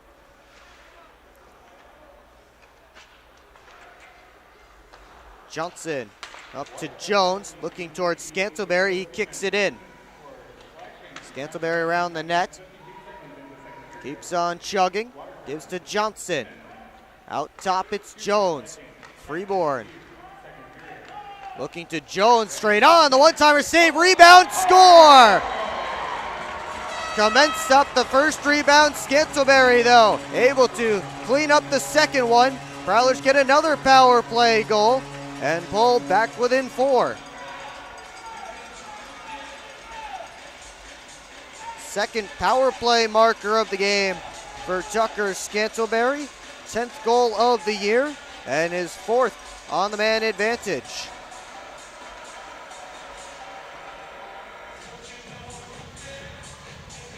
.8:34 left to go in period 2. Another little consolation goal for the Prowlers. See if they can get some momentum off of it.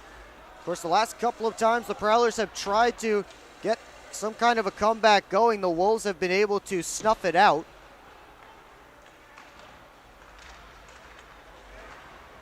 There's Pavlov working in. Over to Goodboot. His shot rose too tall. And now Scantleberry works his way out with Freeborn. Trying to get it to Freeborn. Off his stick. And now Pavlov works his way in to the net. Glove down by Makar Sokolov, who will hang on for a whistle and a face-off. Johnson and Freeborn picking up the assists on the goal by Scantleberry. I believe both of those, or at least one of those, is wrong. I think Mitch Jones should get an assist, as Jones was the one who unloaded the one-timer.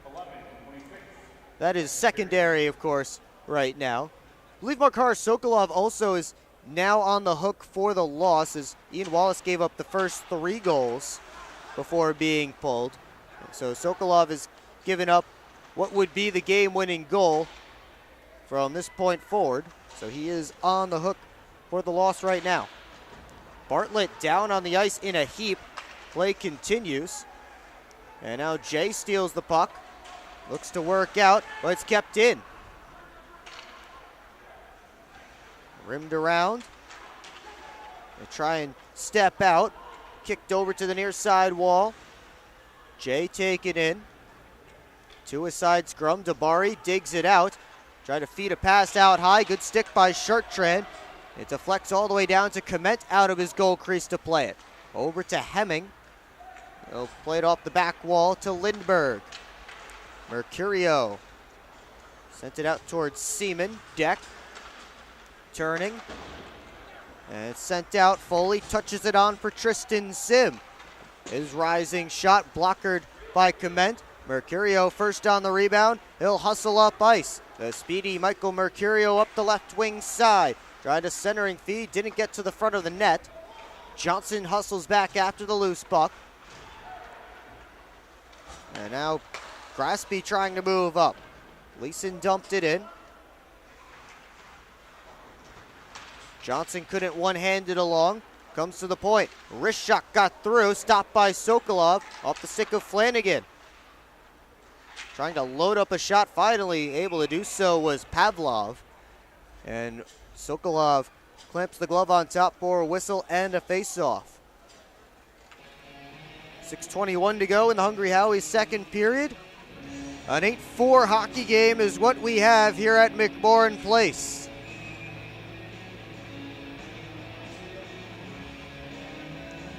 Gamzatov and Federley set for this face-off. Tied up there and rimmed around. Freeborn sends it out to Federley, 2-on-1 if they hurry, but he couldn't connect with Scantleberry. Now Sergeyev sent the pass up. Here's Thornton working on Parsons, couldn't dance around. Sergeyev has it again. Left for Pavlov, watched by Parsons. Pavlov makes a move, has to chase back after the puck. Pavlov wrestled. There's going to be a penalty coming up against Brian Parsons. He and Pavlov are tangled up. And a slash against Parsons will send the Wolves back to the power play.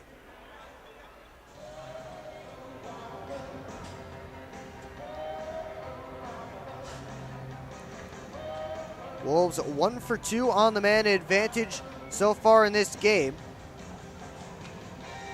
They've done more of taking the penalties than getting power plays, but hasn't hurt them too much on the scoreboard. Frank Schumacher dumps it down. Comment able to work it over to the corner. Chartrand with a steal in offensive territory.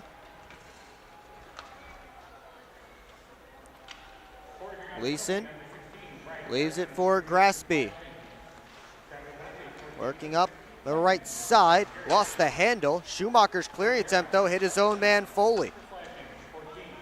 Gamzatov to Graspy. Now Tate Leeson.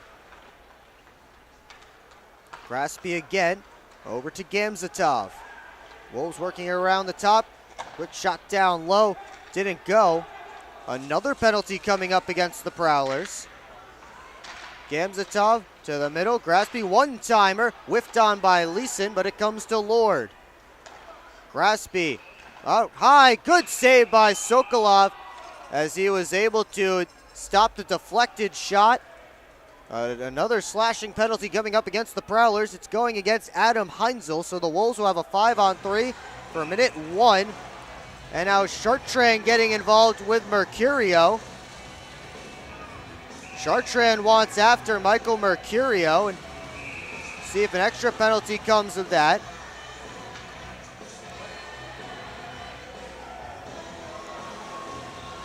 Now Tate Leeson being sent to the box, maybe Evan Foley too. Everybody being pointed to the penalty boxes. We have some stuff to work out. Chartrand and Heinzel entering the boxes. Leeson and Mercurio hanging out right in front.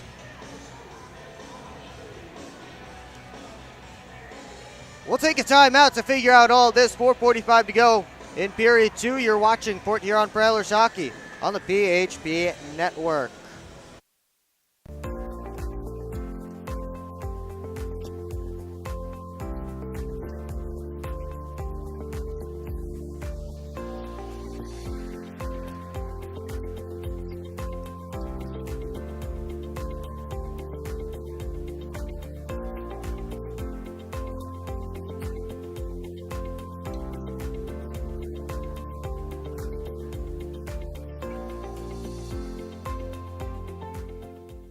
At Hungry Howie's, we're famous for flavor, and this is our Chief Flavor Officer. Every hour of every day, our CFO obsesses over the tastiest ingredients, combining them to create new flavor combinations your taste buds never knew they needed, until now. Introducing his latest master pizza, the Pepperoni Duo. A delicious combination of classic cut pepperoni, original pepperoni, 100% mozzarella cheese, and our famous flavored crust. 2 kinds of pepperoni, all kinds of delicious. Hungry? Howie's!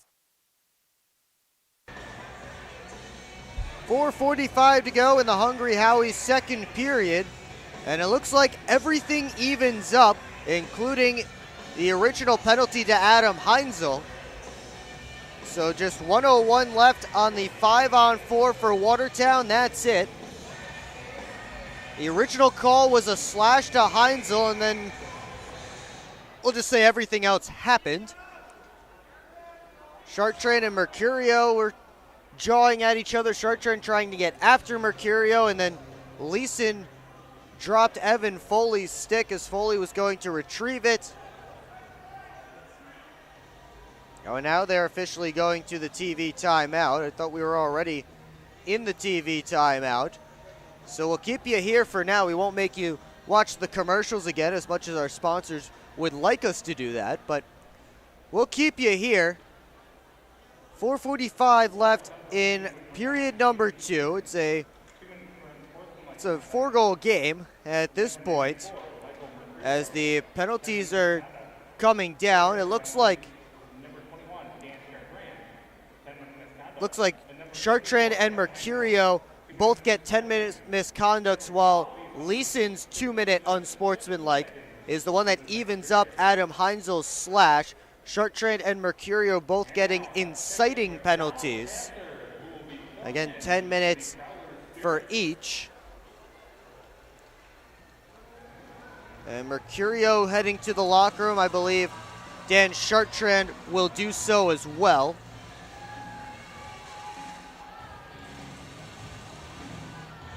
As they will not be eligible to return for this period. So, as is customary, they will come back out for the third to serve the rest of their time. They will serve the final 4:45 of this second frame, and then the first 5:15 of the third, until we get a whistle after that. We're just about set to get going again. In case you forgot, 1:01 to go on the Wolves power play. That is a result of the Brian Parsons slashing penalty. Wolves with 1 shot so far on the man advantage. They send out the second unit for this faceoff.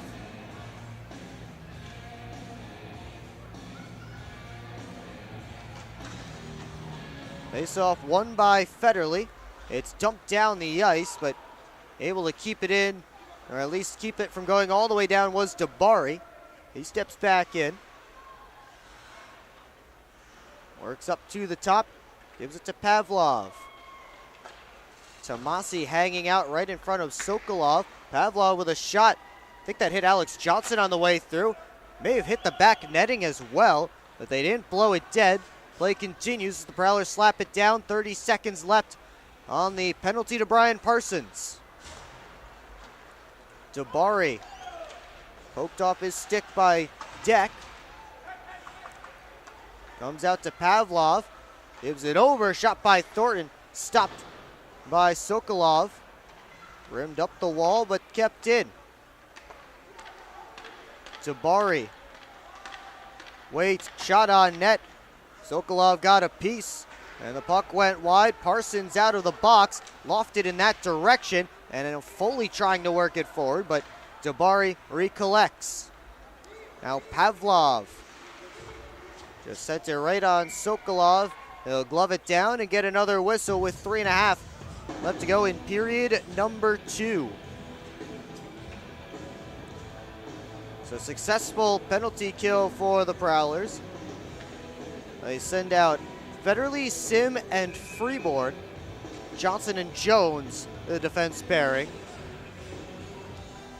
It's a mishmash of lines with Matt Graham out of the lineup. And of course, say what you will about Matt Graham being the GM and the head coach. He can put himself wherever he wants in the lineup. I'll tell you, on the bench during games, it's Chris Paulin calling the shots, and he has no friends when he's calling the shots on the bench. He just does what's best for the team. But at the end of the day, Matt Graham is still the leader in assists for the Prowlers this season. He was still the first line center on what was a dominant line with Liam Freeborn and Austin Federley. So his loss is gigantic, as Sokolov couldn't catch that one as it popped up in the air. They glove it down, or they whistle it down. A high stick or something. being signaled. Puck was high up in the air. As it dropped, Sokolov reached for it. Got knocked away, and now the referees are conferring. I believe the signal was knocked down with a high stick, which would be by a Wolves stick because the Wolves were next to touch it. They'll take the face-off outside. Connor Foley in against Pavlov. Foley wins it back, and Parsons starts up. He'll dump it around. Jay put the body into Graspy. Thornton up towards Gamzatov, knocked away. DeCumbus couldn't dump it deep as that puck was bouncing. Prowlers will try again. Jay sent it along. Graspy turns it back the other direction. Connor Foley in there, able to pull it out. Chips it around, tries to head back after it. But a whistle and a penalty coming up again. We'll see who it's against. Could be either Flanagan or Foley, and it will be Flanagan as he was holding up Connor Foley trying to get to that puck. They'll actually call it a high stick against Flanagan. I thought it might have been Foley's stick that came up on Flanagan, and they were going to call the interference on Flanagan, but I was half right. It was a high stick, but it was against Flanagan, so I'll take half credit on that. Prowlers back to the man advantage, but a giveaway. Thornton couldn't get it out as Jones kept it from him, but they do say that puck did escape the zone just slightly, so they blow it dead for offsides, and the faceoff comes outside, right in front of the penalty boxes.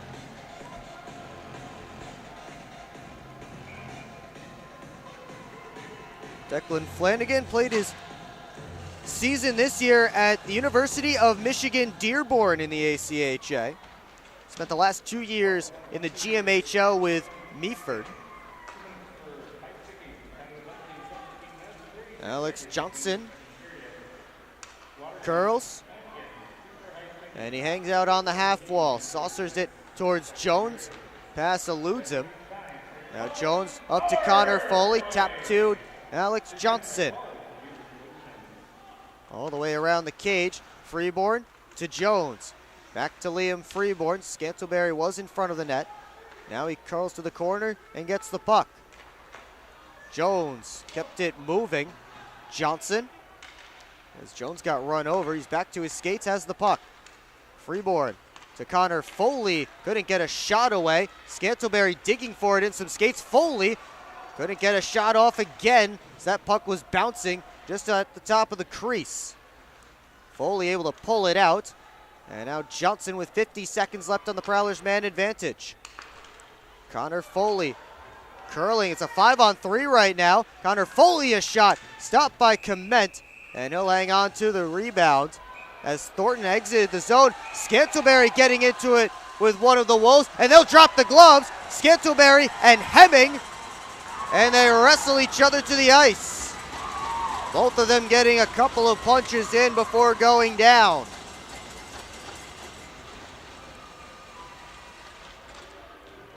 It was a 5-on-3 for a moment as Thornton exited the zone. And then he ran into referee Steve Gowdy in the neutral zone.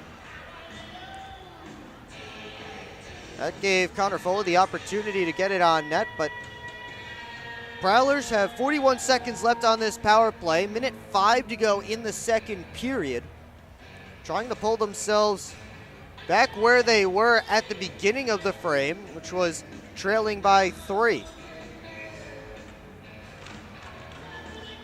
And Clement will collect the face-off win from his team and cover up.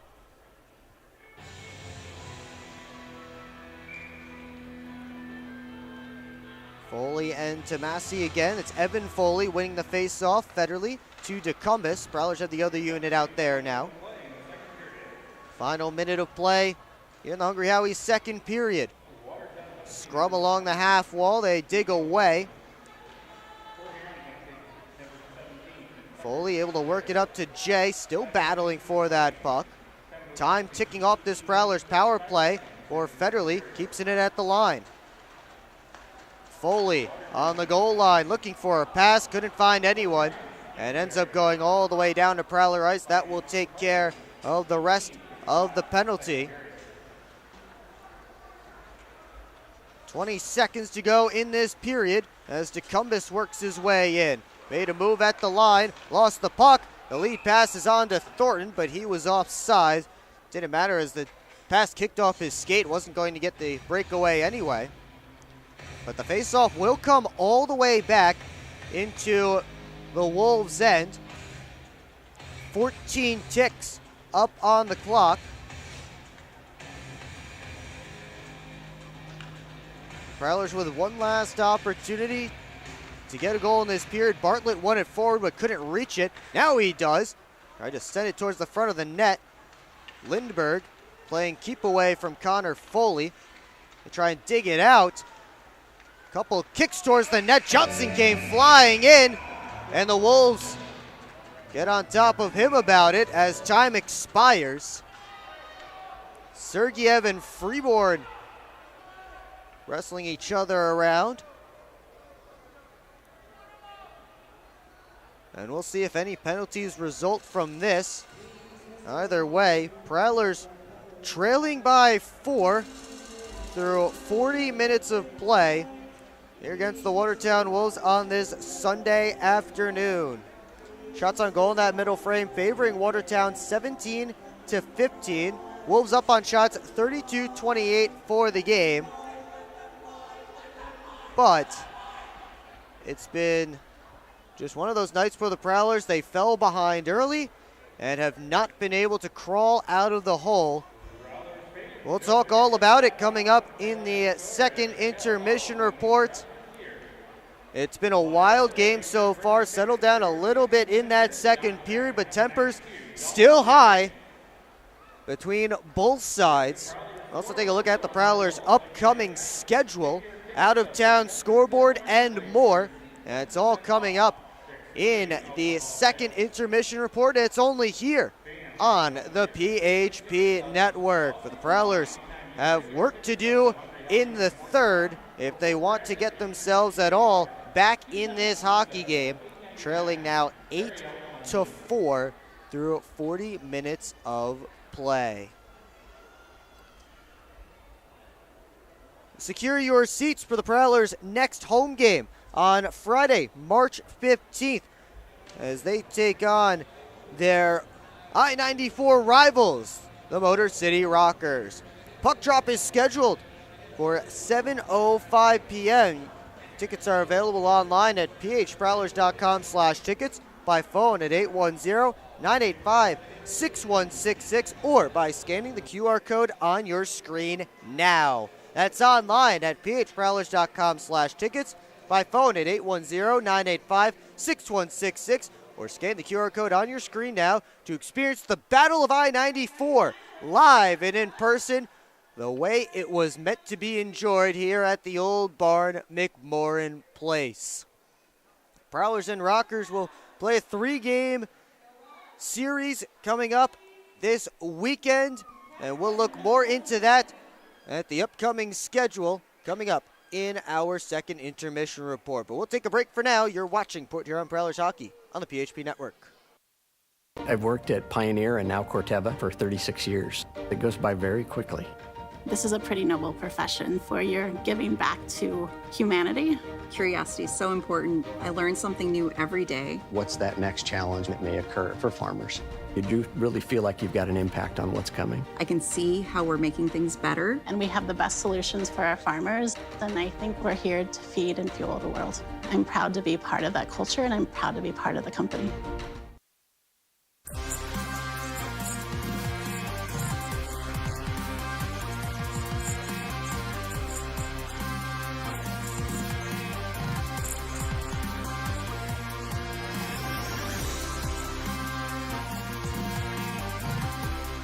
At Hungry Howie's, we're famous for flavor, and this is our Chief Flavor Officer. Every hour of every day, our CFO obsesses over the tastiest ingredients, combining them to create new flavor combinations your taste buds never knew they needed. Until now. Introducing his latest master pizza, the Pepperoni Duo. A delicious combination of classic cut pepperoni, original pepperoni, 100% mozzarella cheese, and our famous flavored crust. 2 kinds of pepperoni, all kinds of delicious. Hungry? Howie's!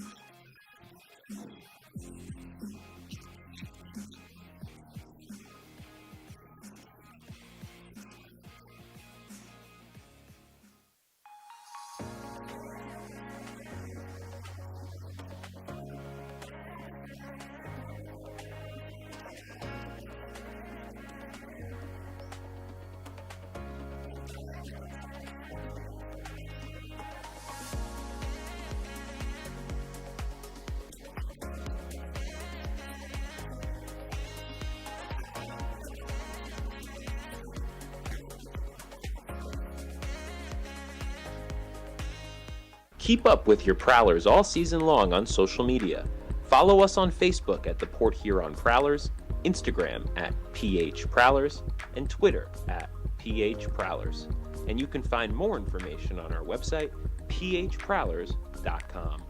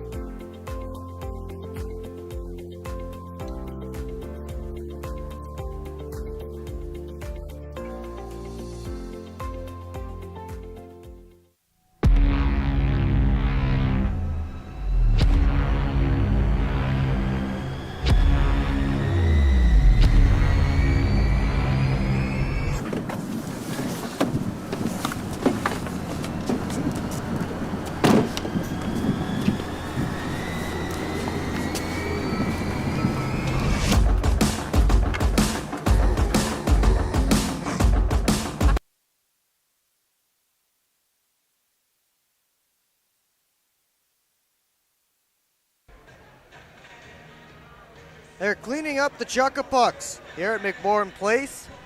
Through 40 minutes of play, it is 8-4 in favor of the Watertown Wolves. Will Wiggleman back with you on the PHP Network. Thanks so much for tuning in this afternoon.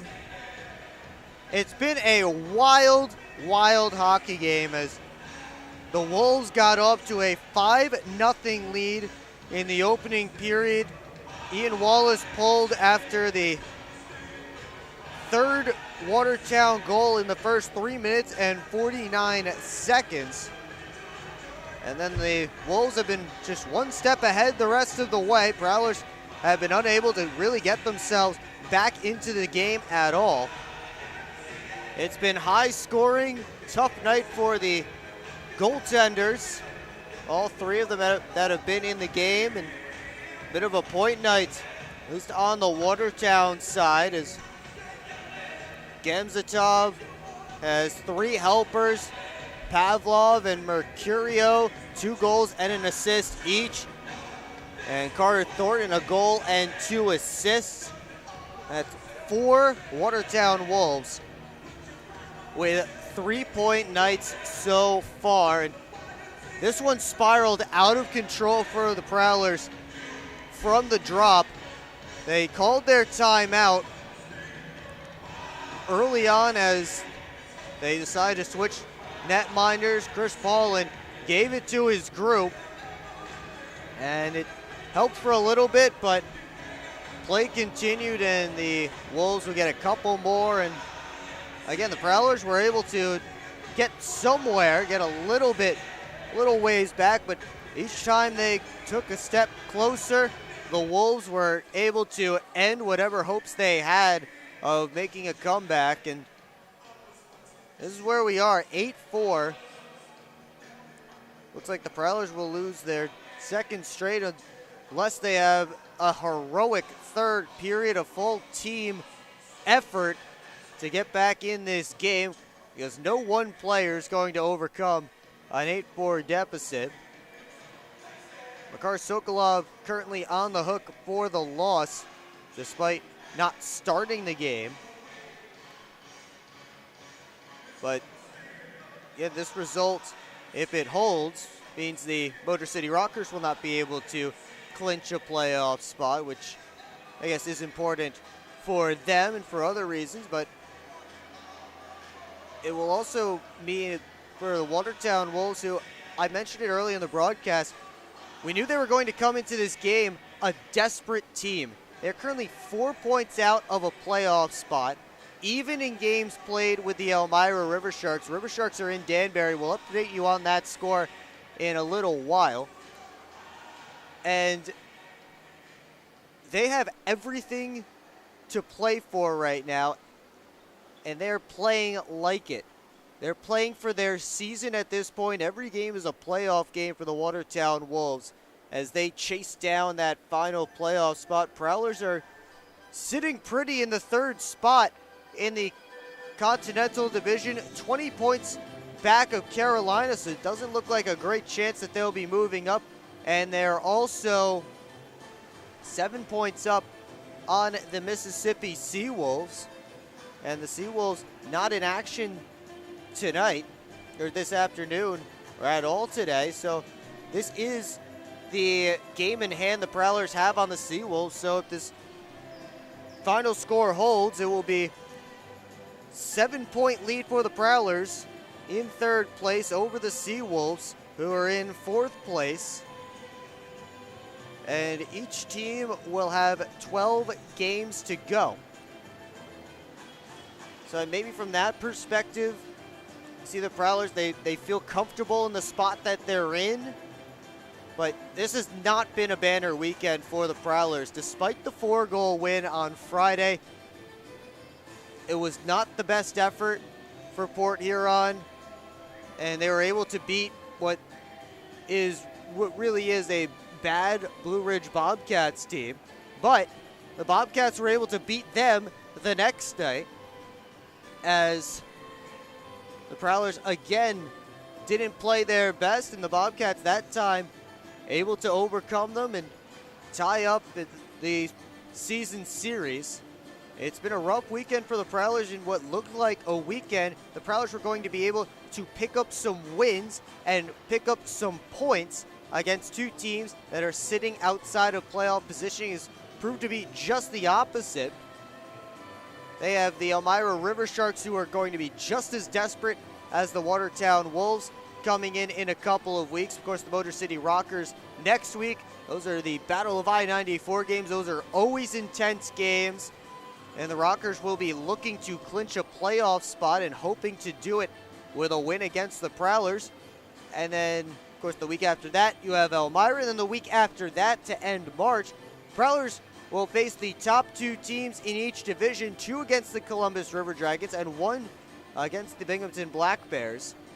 Not getting any easier for the Prowlers. They'll need to figure something out starting here in this third period. We'll take a break, and when we come back, more detail into the upcoming schedule for the Prowlers. You're watching Port Huron Prowlers Hockey on the PHP Network.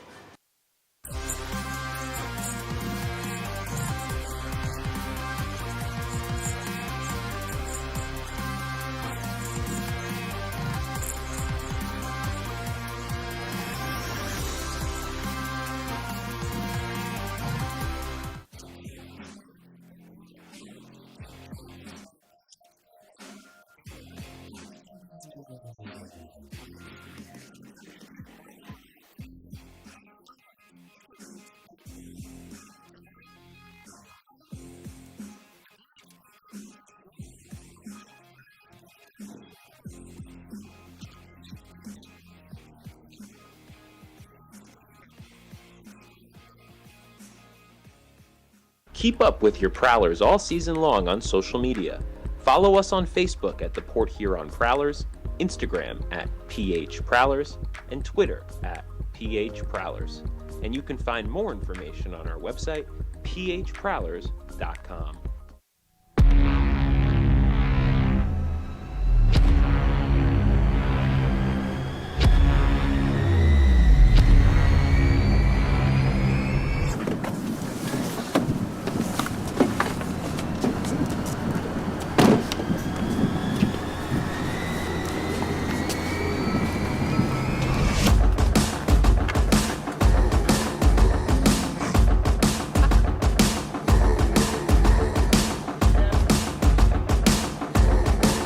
Let's go! They're seriously not even that much better than you.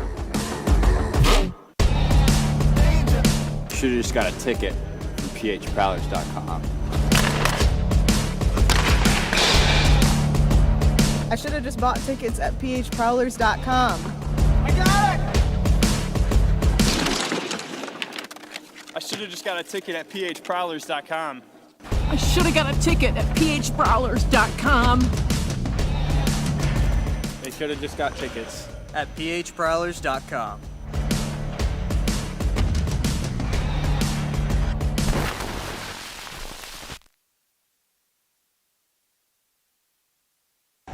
Back here again at McMorran Place. They're wrapping up the second intermission, and the Prowlers trail the Watertown Wolves by a score of 8-4. Will Wiggleman back with you on the PHP Network. Thanks so much for tuning in this afternoon. Before we take a look at the game stats from this one so far, we take a look at our out-of-town scoreboard, and they've gone final in Fraser as the Motor City Rockers take down the Blue Ridge Bobcats by a score of 4-1. But they won't be able to clinch a playoff spot without some help from the Prowlers, who are trailing by 4 in this game. Bad news for Wolves fans. The Elmira River Sharks have come back to tie the Danbury Hat-Tricks as they play midway through period at number 3. Stephen Klink late in the second, Elijah Wilson early in the third. That's a 2-goal game, or 2-2 game, midway through period number 3. And every point that the River Sharks get is making it that much tougher for Watertown to tie them in the standings and get into that playoff positioning. Finally, the later game is already in the second period. It's the Thunderbirds with a 2-0 lead on the Baton Rouge Zydeco. Joe Kennedy and Roman Kramer have the goals there. Of course, here 8-4 in favor of the Watertown Wolves. Take a look at the upcoming schedule for the Prowlers. A 3-3 with the Motor City Rockers Friday here at McMorran Place, and then Saturday and Sunday down in Fraser at Big Boy Arena, 6:05 and 2:05 puck drops for those two games down in Fraser, 7:05 here on Friday. That will be Mental Health Awareness Night here at McMorran Place. So be sure to come out for that. That will be sponsored by St. Clair County Community Mental Health. And the Prowlers have the Elmira River Sharks coming up the following Friday and Saturday, as Prowlers are currently at 3-1 in 4 games against the River Sharks. They split the last time the River Sharks came to McMorran Place, as they'll finish up their season series with Elmira. Turning our attention back to this game, it's an 8-4 score. Big numbers all around, from the goals to the power play totals to the penalty minute totals. Penalty minutes are on par with the shots on goal in this game. You don't see that too often. The Prowlers will start the third period on a power play, as Garrick Lindbergh picked up a cross-checking penalty in that whole fray that happened right at the end, as Alex Johnson came flying in looking for the centering feed at the end of the period. Just as the buzzer sounded, Lindbergh cross-checked Johnson.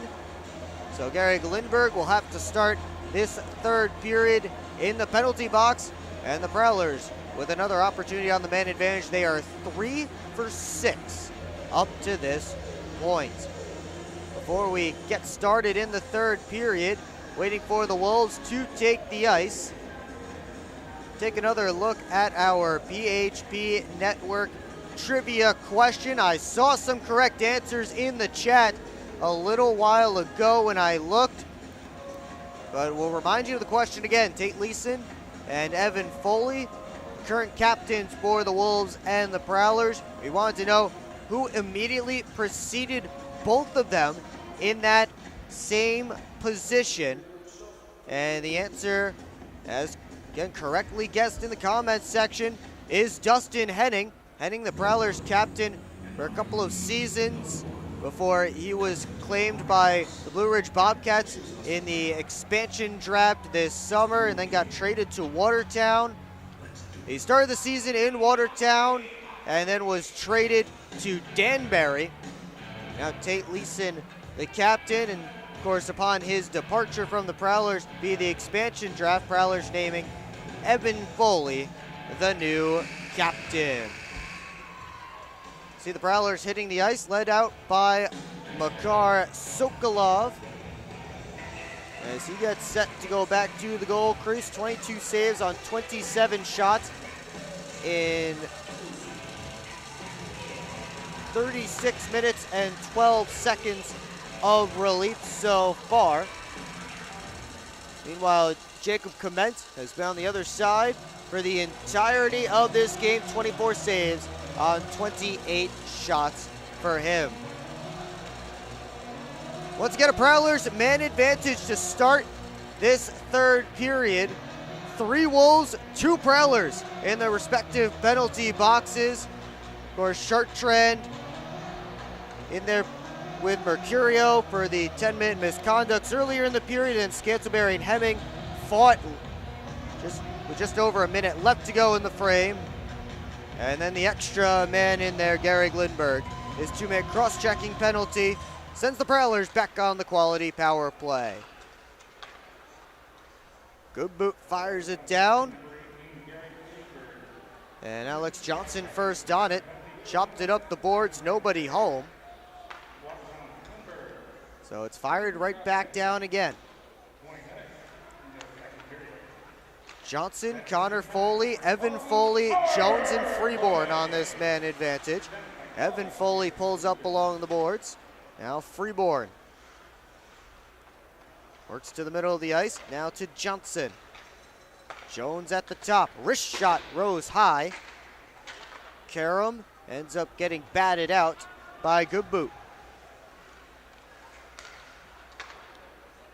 Johnson back in. Fires a pass across. Jones with a quick shot. Stop the rebound. Put right across the goal line by Evan Foley. There are a couple of players right there as it ended up sliding right through the blue paint behind Clement. Turnaround shot by Black, stopped by Makar Sokolov. Prowlers regain possession. There's Freeborn. Port Huron in the midst of some changes. Freeborn backdoor play. Deflects to Federley. One-timer by Jones. Knocked down by Clement. Jones able to keep that puck alive. Connor Foley to Freeborn walking in. Now back across. Bartlett swung and missed on the one-timer. Wolves looking to come back with numbers. 2-on-1. Leeson makes the pass, and Sokolov makes the save on Flanagan. Long-range shot blockered out of play by Sokolov for a whistle and a face-off. Chances on both ends on this Prowlers power play. Prowlers with 3 shots in it, and the Watertown Wolves now with 3 as well.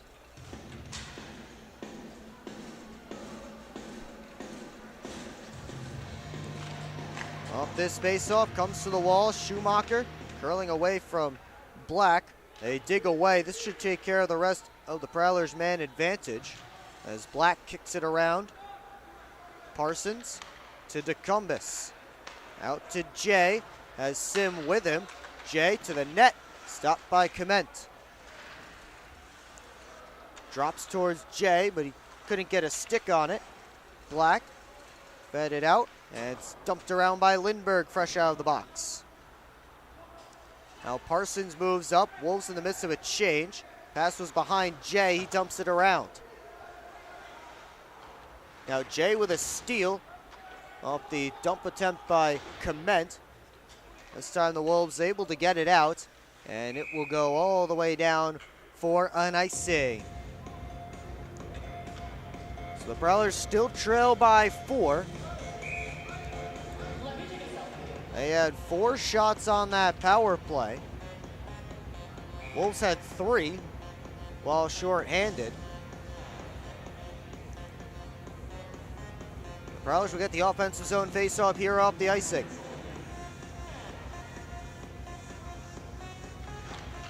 Thornton wins it away from Federley. Played off the boards and back down. Heinzel first on it. He stops up behind the net, and he finds a play in Liam Freeborn. Now Deck to Connor Foley. Try to work his way in. Comes back out. Heinzel regroups.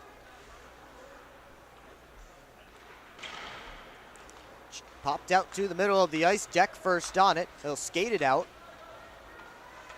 Graspy got there ahead of Connor Foley. And now Pavlov looking to turn it out.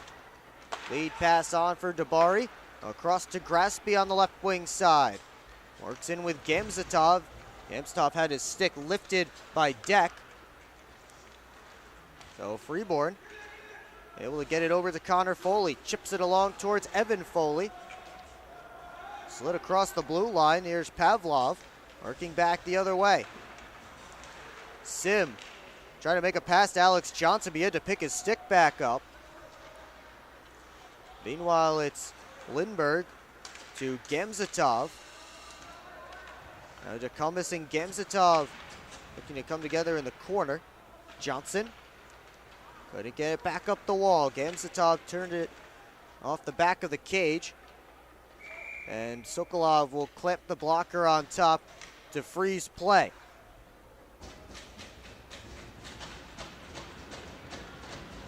Scantleberry and Hemming escape the sin bin as their time is up.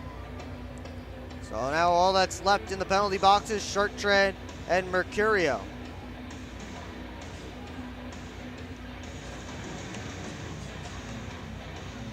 Quick shot towards the net, blocked by Dalton Jay. Chipped around, Connor Foley on to Freeborn. Couldn't send Jay along. Sokolov left it behind the net. Dabari, the only one there to collect it though. Jay works towards Freeborn.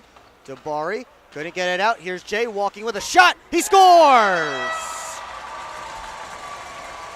Second of the game for Dalton Jay. He goes bar down, and he makes it 8-5.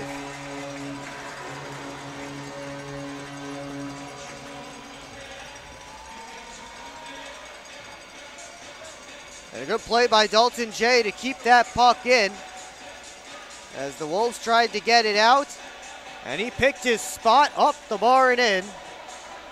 And another one for Dalton Jay this afternoon.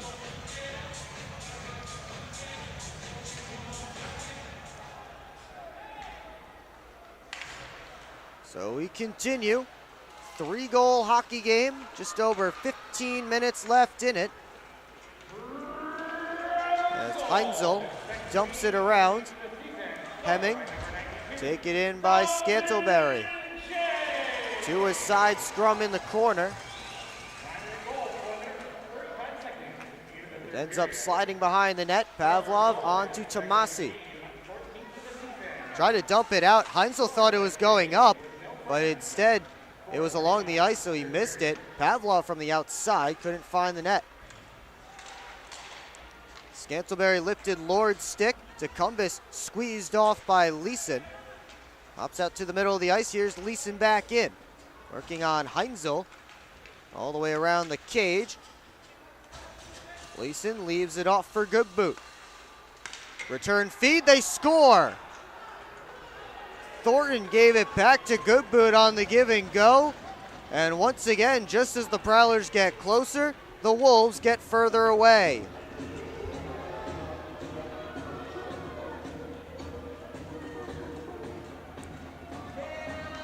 And that is the first in the FBHL for William Goodboot. Began his pro career last year in Sweden with Varnamo GIK in Sweden's 3rd division. Had 1 goal over there, but this is his first in the FBHL. Snaps a bit of a dry spell. Coming into this game had just 1 assist over his last 7 games.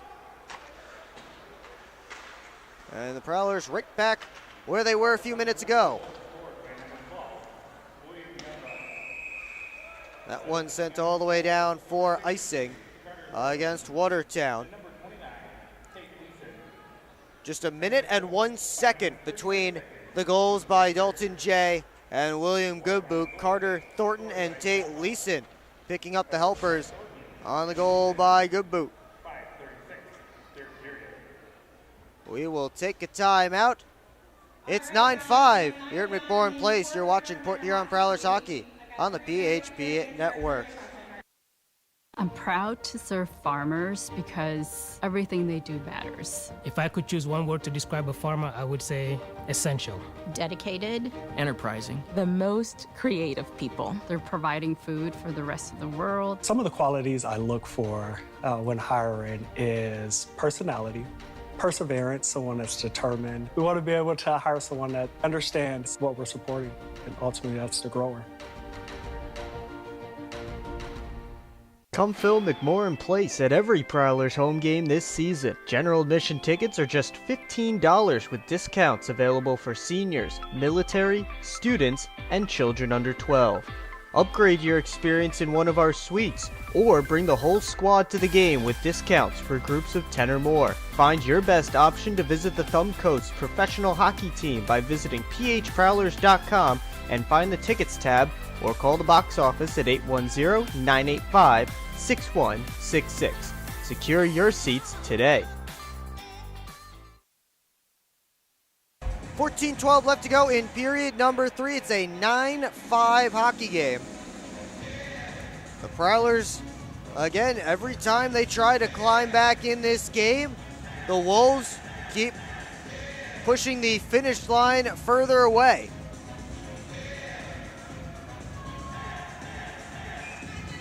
Face-off deep in Watertown territory.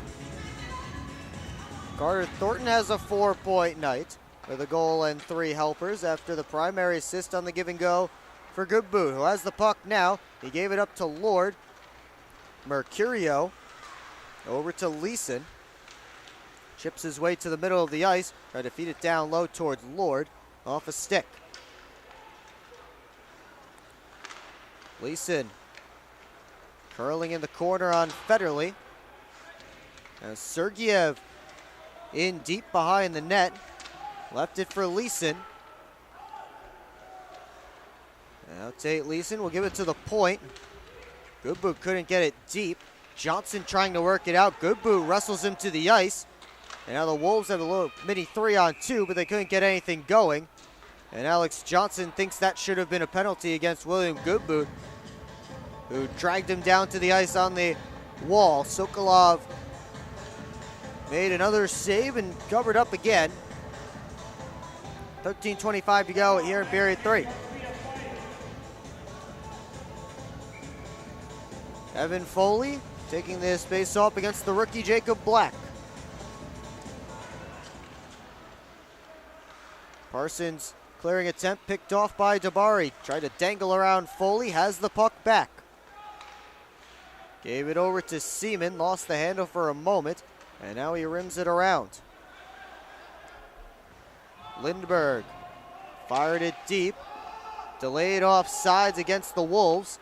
Here comes Dan Chartrand on to Skettleberry, tipped in. Clement plays it around. Hemming and Chartrand get there together. Skettleberry sent into the wall. Now Dakota Seaman right in on Sokolov, in and out of the glove. Dabari tied up. He gets right back after the puck and avoids a hit from Evan Foley. Lindbergh chips it deep. Seaman and Schumacher come together behind the net. And now Parsons towards Scantlebury. He wasn't looking. Chartrand hustling after it.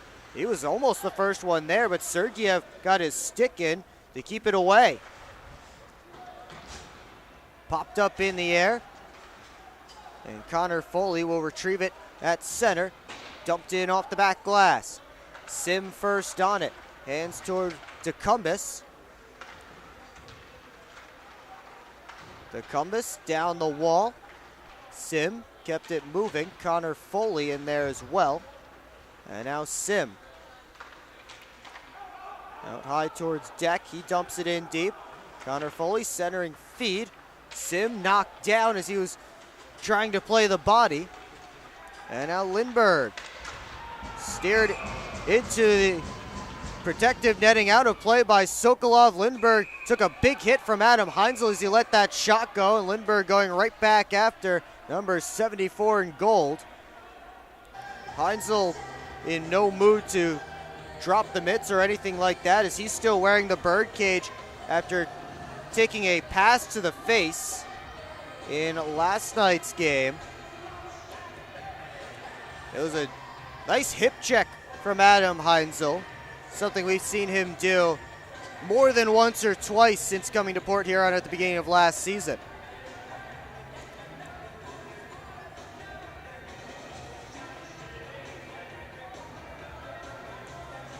Evan Foley and Tate Leeson, the two captains, having words with all the officials all around them.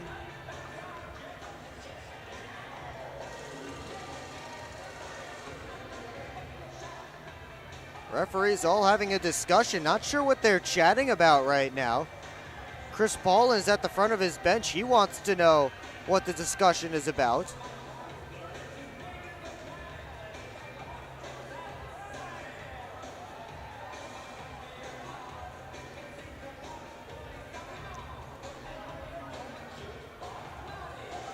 It looks like somebody is being sent to the penalty box, and Chris Paulin wants to know why.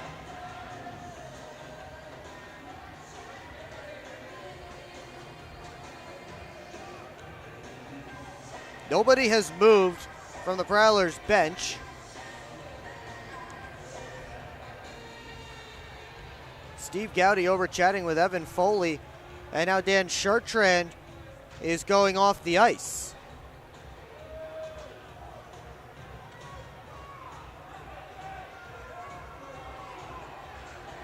A 5-minute major being given to Dan Chartrand.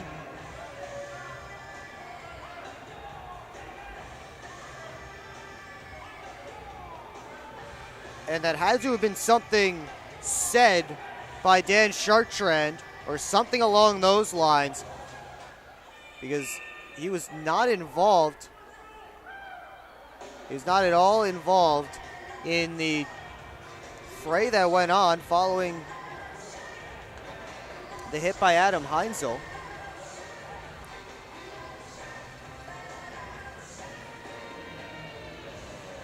Don't even believe Chartrand was on the ice. I don't think so. Well, I guess we'll never know what he said or what happened. And now Brian Parsons is being escorted to the door to head off the ice to the dressing room.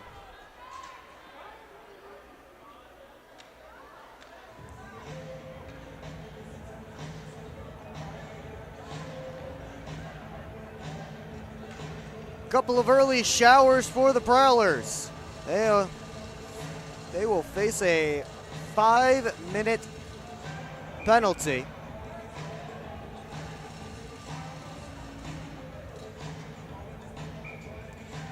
As now we'll get back underway. I'll let you know as soon as the penalties come down what they are. But for now, Mercurio hands it off. Lord towards Mercurio, and couldn't handle the pass. Scantlebury dumps it down. Prowlers have given up 9 goals in a game once before this season. That was in Carolina back on January the 6th. Of Coincidentally, that was the last time they faced a Continental Division opponent before this weekend when they had the Blue Ridge Bobcats the last 2 nights. Tucker Scantlebury scored a shorthanded goal in that game. He's lost his glove, but he's still on the puck. Tried to play it back to his defense, instead handed it to Leeson. Glove save by Sokolov, and he flashes the leather a little bit on the Wolves' leading goal scorer.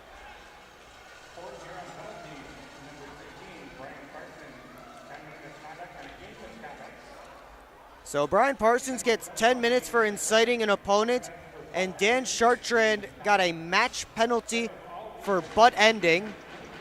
I can't say I saw it, but I'm not going to question the call. I just personally did not see it. I'm not sure if it was on our camera or not. And now Tucker Scantlebury is being whistled. He's not happy with the refereeing, and he'll join Parsons and Chartrand in the Prowlers locker room. Chris Paul is at the front of the Prowlers bench. Chris Paul is down at the front of the Prowlers bench trying to chat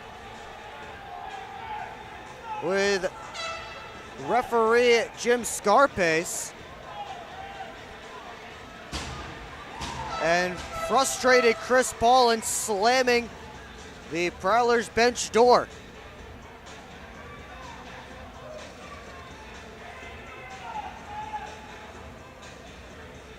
Scantlebury came by and said something, and then he was told to leave.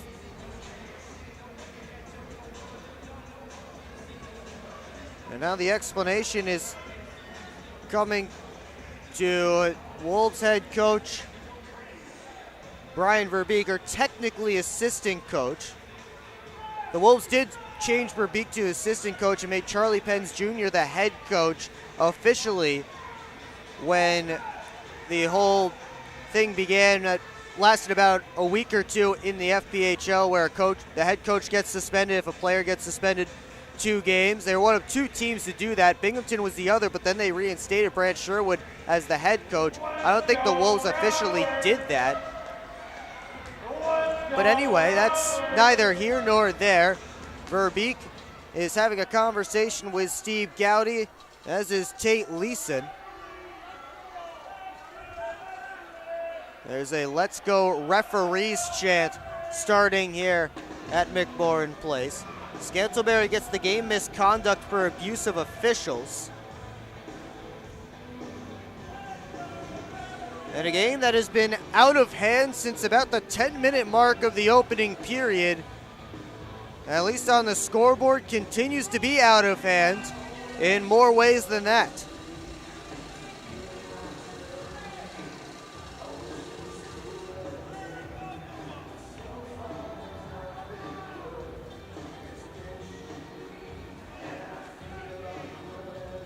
Boy, I just want to get to this TV timeout. 10:45 to go in the 3rd period. Still 2 more TV timeouts to go. More than half a period to go. This game started at 3 o'clock. It's already 5:30. Typically at this point, there'd only be a couple more minutes, if that, left in the game. But this one has had all kinds of delays. And we'll finally finish up the most recent delay and get back to playing hockey.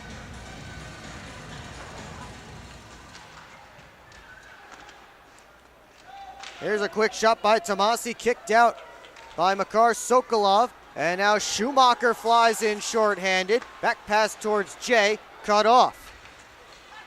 Johnson fires it across. Federley right there for it. He steps back in. Sauces it deep.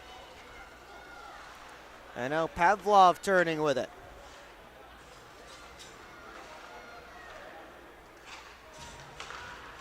Pass comes up, and it's knocked away by Foley. Evan Foley staples his man to the glass. Pavlov digs it out. DeCumbis steps in and grabs the puck. He'll just turn it towards the net, and it's kicked out by Dabari. Lost the handle trying to toe drag. They finally made it past the midway point of the 3rd period. Dabari all by himself in front of the net. They couldn't get the puck there, though. And it comes all the way back to Wolves ice. With 3 minutes left to go on the True Balance Chiropractic penalty kill. Mercurio had that pass kick off his skate. Sim plays it back to Heinzel, who turns and fires it off the boards and down.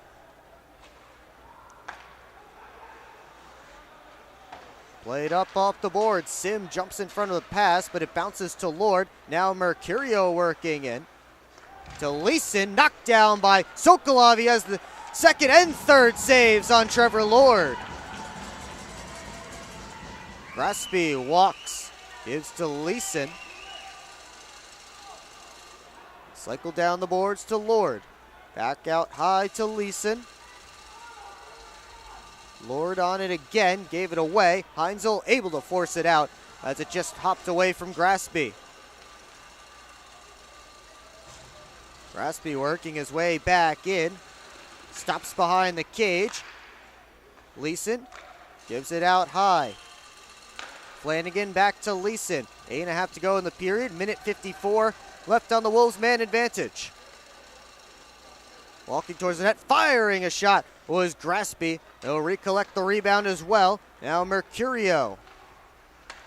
Behind the net, Lord wants the backhanded Michigan. Couldn't do it. And it's knocked down by a high stick by Graspy. Nobody can do the backhanded Michigan like Joe Devaney did last year. And Trevor Lord tried his best, though. We'll take a break. You're watching Port Huron Prowlers Hockey on the PHP Network.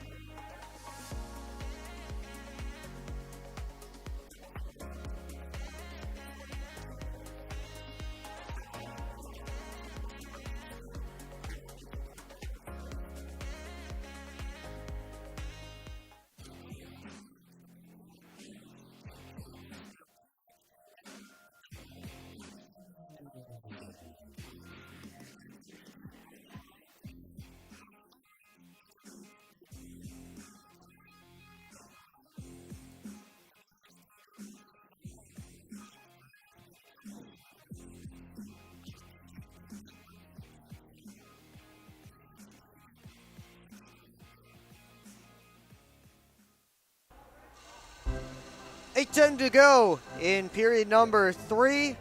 Minute 36 left on the Wolves' 5-minute major. They are the ones that are up a man, of course. As we get set for a face-off just outside of Prowlers territory. And Tomasi will work it in, but his drop pass ends up exiting the zone. Tabari works his way up ice, up the right wing side. Curls back, gives it to Pavlov. Walking, firing, blocked by Federley, but Pavlov regains possession and gets it to Tomasi. Had his stick lifted by Johnson, but rims it the length of the ice. Clement out of his goal crease to play it. Final minute on the Wolves' 5-minute power play. They haven't scored on it yet. Here's Dabari working his way to the middle of the ice, trying to change that. Now it's Connor Foley the other way, short-handed. Knocked off his stick. There were two Wolves back. Tomasi moves it down the wall. Thornton floated a pass, comes back to Thornton, across, backdoor play, and it deflected away from Tate Leeson. Maybe one too many passes there from the Wolves. Thornton's pass kicked off of Connor Foley's skate and out of the zone. 7 minutes to go in period 3. 20 seconds until Ross Bartlett is released from the box. He's the one serving the 5-minute major.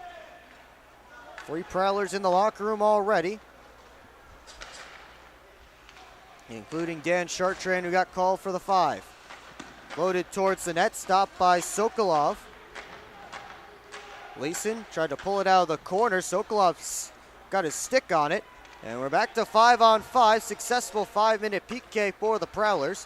And now Bartlett with a steal. Tried to go down towards Sim. He'll recollect it off the boards. Lord has Leeson behind everybody. Here he comes. He's stoned by Sokolov, who jumps on top of the puck for a whistle and a face-off. So despite being up by 4 goals, the Wolves still looking to hang out at the Prowlers' blue line and stretch the ice. With 6:14 left to go in regulation.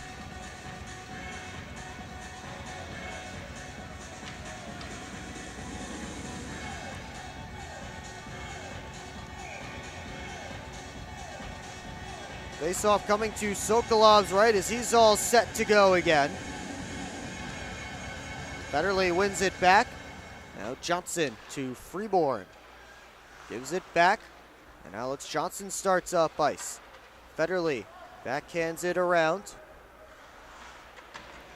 Got through Freeborn. There's Dabari. To Seaman. Back across.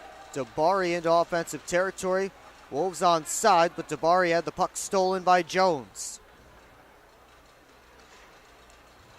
Off the boards, Johnson able to just tip it out. Freeborn finishes his check. Wolves come back in. They work around the net. It's Dabari making a pass to the slot. Couple of Wolves looking for that puck. Couldn't get a good shot away, and finally it ends up in Sokolov's glove. And he hangs on. Seaman and Freeborn face to face right at the hash marks in the slot before they're separated.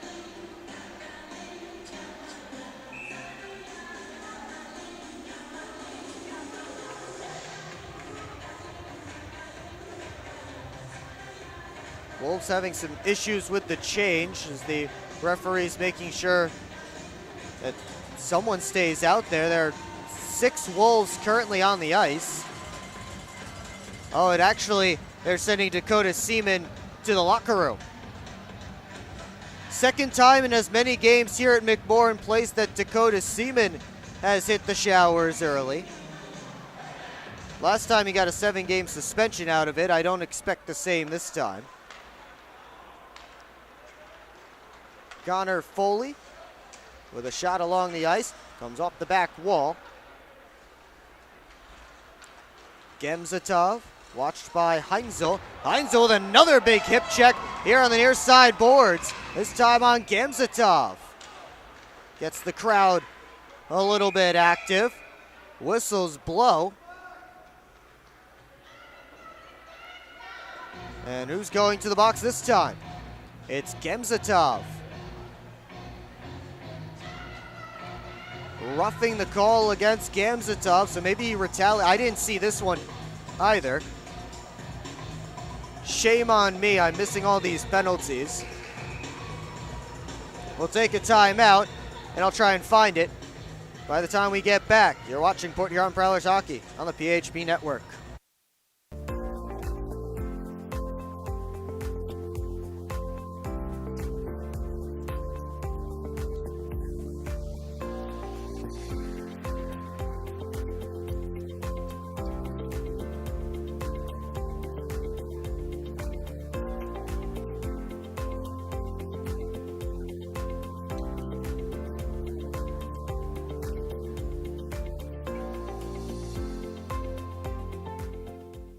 At Hungry Howie's, we're famous for flavor, and this is our Chief Flavor Officer. Every hour of every day, our CFO obsesses over the tastiest ingredients, combining them to create new flavor combinations your taste buds never knew they needed, until now. Introducing his latest master pizza, the Pepperoni Duo. A delicious combination of classic cut pepperoni, original pepperoni, 100% mozzarella cheese, and our famous flavored crust. 2 kinds of pepperoni, all kinds of delicious. Hungry? Howie's!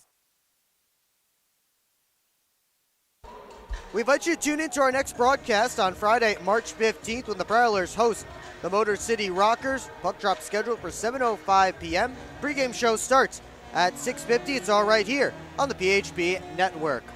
And breaking news, I found the penalty. Looked like Gamzatov, just as soon as he got up from the hit from Heinzel, went to go throw a body at the first Prowler he could see. It happened to be Vinny DeCumbus, but DeCumbus wasn't touching the puck. Could have easily been an interference call. And there's another call. The Prowlers will get a 5-on-3 as Federley was taken down going to the net. So how about a 5-on-3 for the Prowlers, trailing by 4 with under 5 to play in period 3.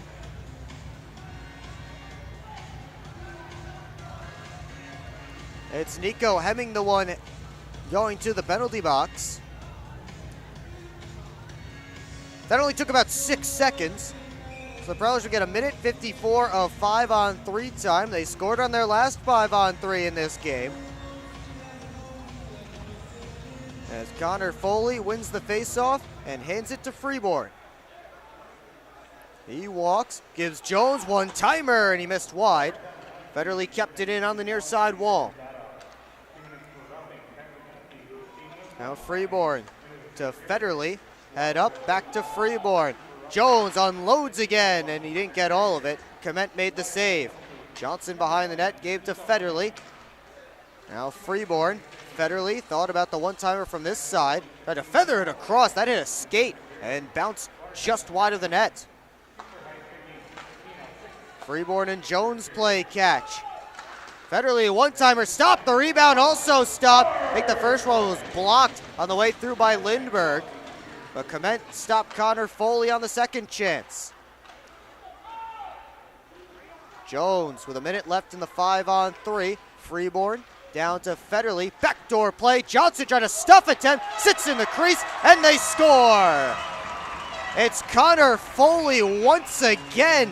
He's been on the spot all weekend long. And he makes it 9-6 with a power play goal. And we talked about him earlier in the broadcast. He is the newest Prowler, signed before Friday's game. He now has his 3rd pro goal and 4th pro point in his 3rd pro game. Evan Foley is going to the locker room for a reason that I am not completely sure about.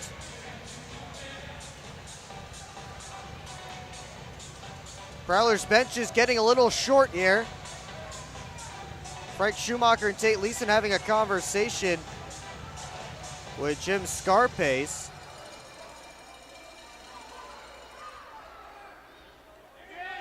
Prowler's scheduled to have another 59 seconds of power play time at 5-on-4.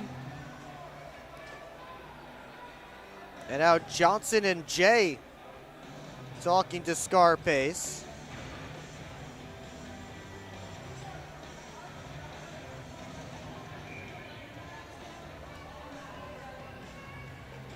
Austin Federley and Alex Johnson picking up the assists on the goal by Connor Foley, who's made a strong first impression in his first weekend with the Prowlers. Johnson works back in, dumped it in.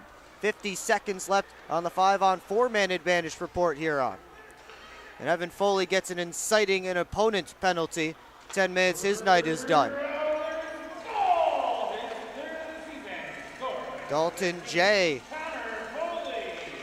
As Sokolov goes to the bench for the extra attacker, it's a 6-on-4. Jones, wrist shot, couldn't find Johnson's stick, looking to deflect. 6-on-4 advantage for the Prowlers, trailing by 3. Jay walks down his shot, couldn't find the target, missed wide, and hustling after it is Leeson. He'll get it to the empty net and score. So Tate Leeson into the empty cage, makes it 10 for Watertown. With 3:03 to go, that's a shorthanded goal for the Wolves.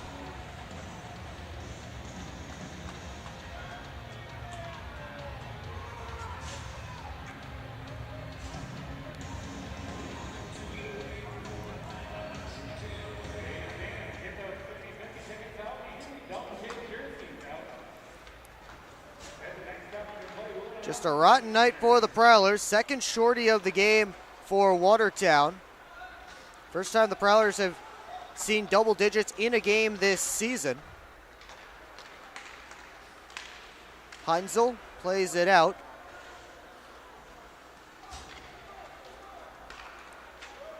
Now Hemming right on Sokolov, and he'll cover it up for a whistle and a face-off. With 2:35 to go, Prowlers' power play is over.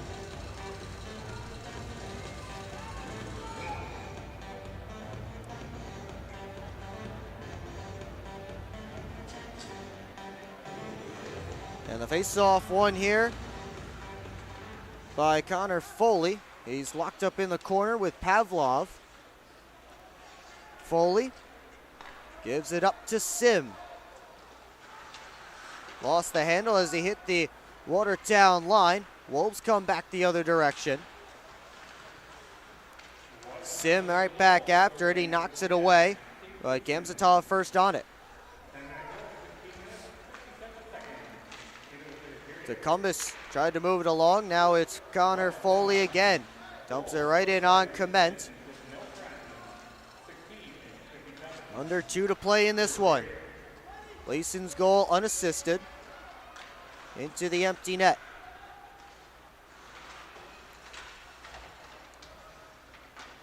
Johnson tried to move it along. Freeborn at the blue line. Ends up coming rink wide to Gamzatov. Schumacher to Freeborn, waits for his team to get on sides. He's surrounded. Johnson from the half wall looking towards Freeborn, hopped away. Schumacher dumped it back in. Federley keeps it in along the wall, has traffic in front. He'll turn it there, but couldn't get all the way to the front of the net. And the Wolves will add one more penalty with 1:11 left. This time, a delay of game going against Garrick Lindberg, the newest Wolf.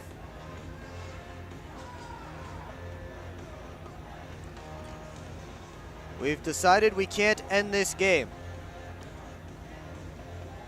Makar Sokolov is going back to the Prowlers bench. So it will be a 6-on-4 attack. And why not? A time to practice your 6-on-4 in case that becomes important later in the season. Wolves had 2 players springing towards the empty net, even though the Prowlers were able to put it back in. It comes all the way down, and Freeborn collects behind his own net, watched by Thornton.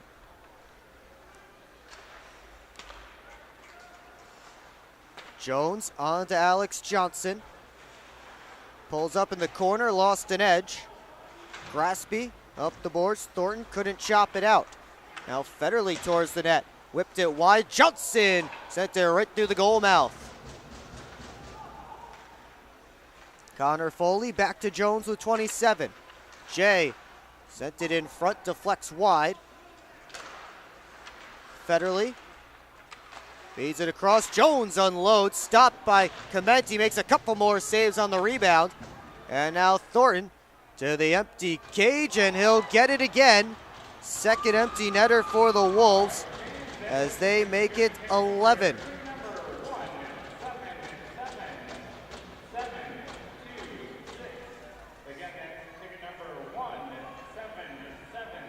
Nine seconds left until we can all go home. Wolves will go home happy with 3 points. They pull within 1, at least pending the result of the Elmira River Sharks. Oh, actually, they will not pull within 1 of the River Sharks, as the River Sharks did defeat the Danbury Hat-Tricks tonight by a final of 4-2. So the Wolves are just keeping pace with the River Sharks, but they win this afternoon by a final score of 11-6. Most goals the Prowlers have given up in a game this season. And the first time the Prowlers have given up 10 or more goals since January of last season when they were in Binghamton, and that was a 13-2 loss against the Binghamton Black Bears. Prowlers came back the next night after that one and won by a 6-5 margin, but they won't be able to come back tomorrow. They'll have to sit on this one until they face the Motor City Rockers on Friday. We'll have that one for you live here on the PHP Network. March 15th, puck drop 7:05. Pregame show starts at 6:50. So be sure to tune in for that or come out here to McMorran Place. Well, I don't want to sell you short and shaft you on a post-game show here, but there's not too much to say about this one. I'll give you the 3 stars to start off. Pavlov is the 3rd star with 2 goals and an assist. Mercurio, the 2nd star with 2 goals and a helper. Carter Thornton, the 1st star of the game, 2 goals, 3 assists. Big 5-point night for him. Story of this game, the first 12 minutes of the opening period. Prowlers gave up 3 in the first 3:48, and then the Wolves made it 5-0 before 12 minutes had come off the clock.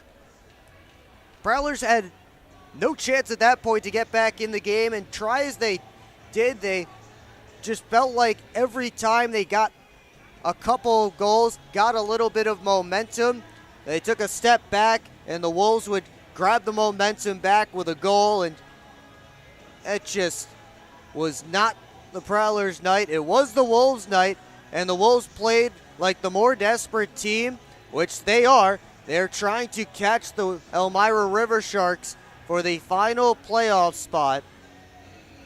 They played like the more desperate team, and they earned 3 points today to close out their 3-3 weekend. The Wolves finished with 2 wins and a loss this weekend. Prowlers with a loss and 2 wins, as the Wolves split with the Motor City Rockers. Prowlers split with the Blue Ridge Bobcats, and this was the deciding game for both sides.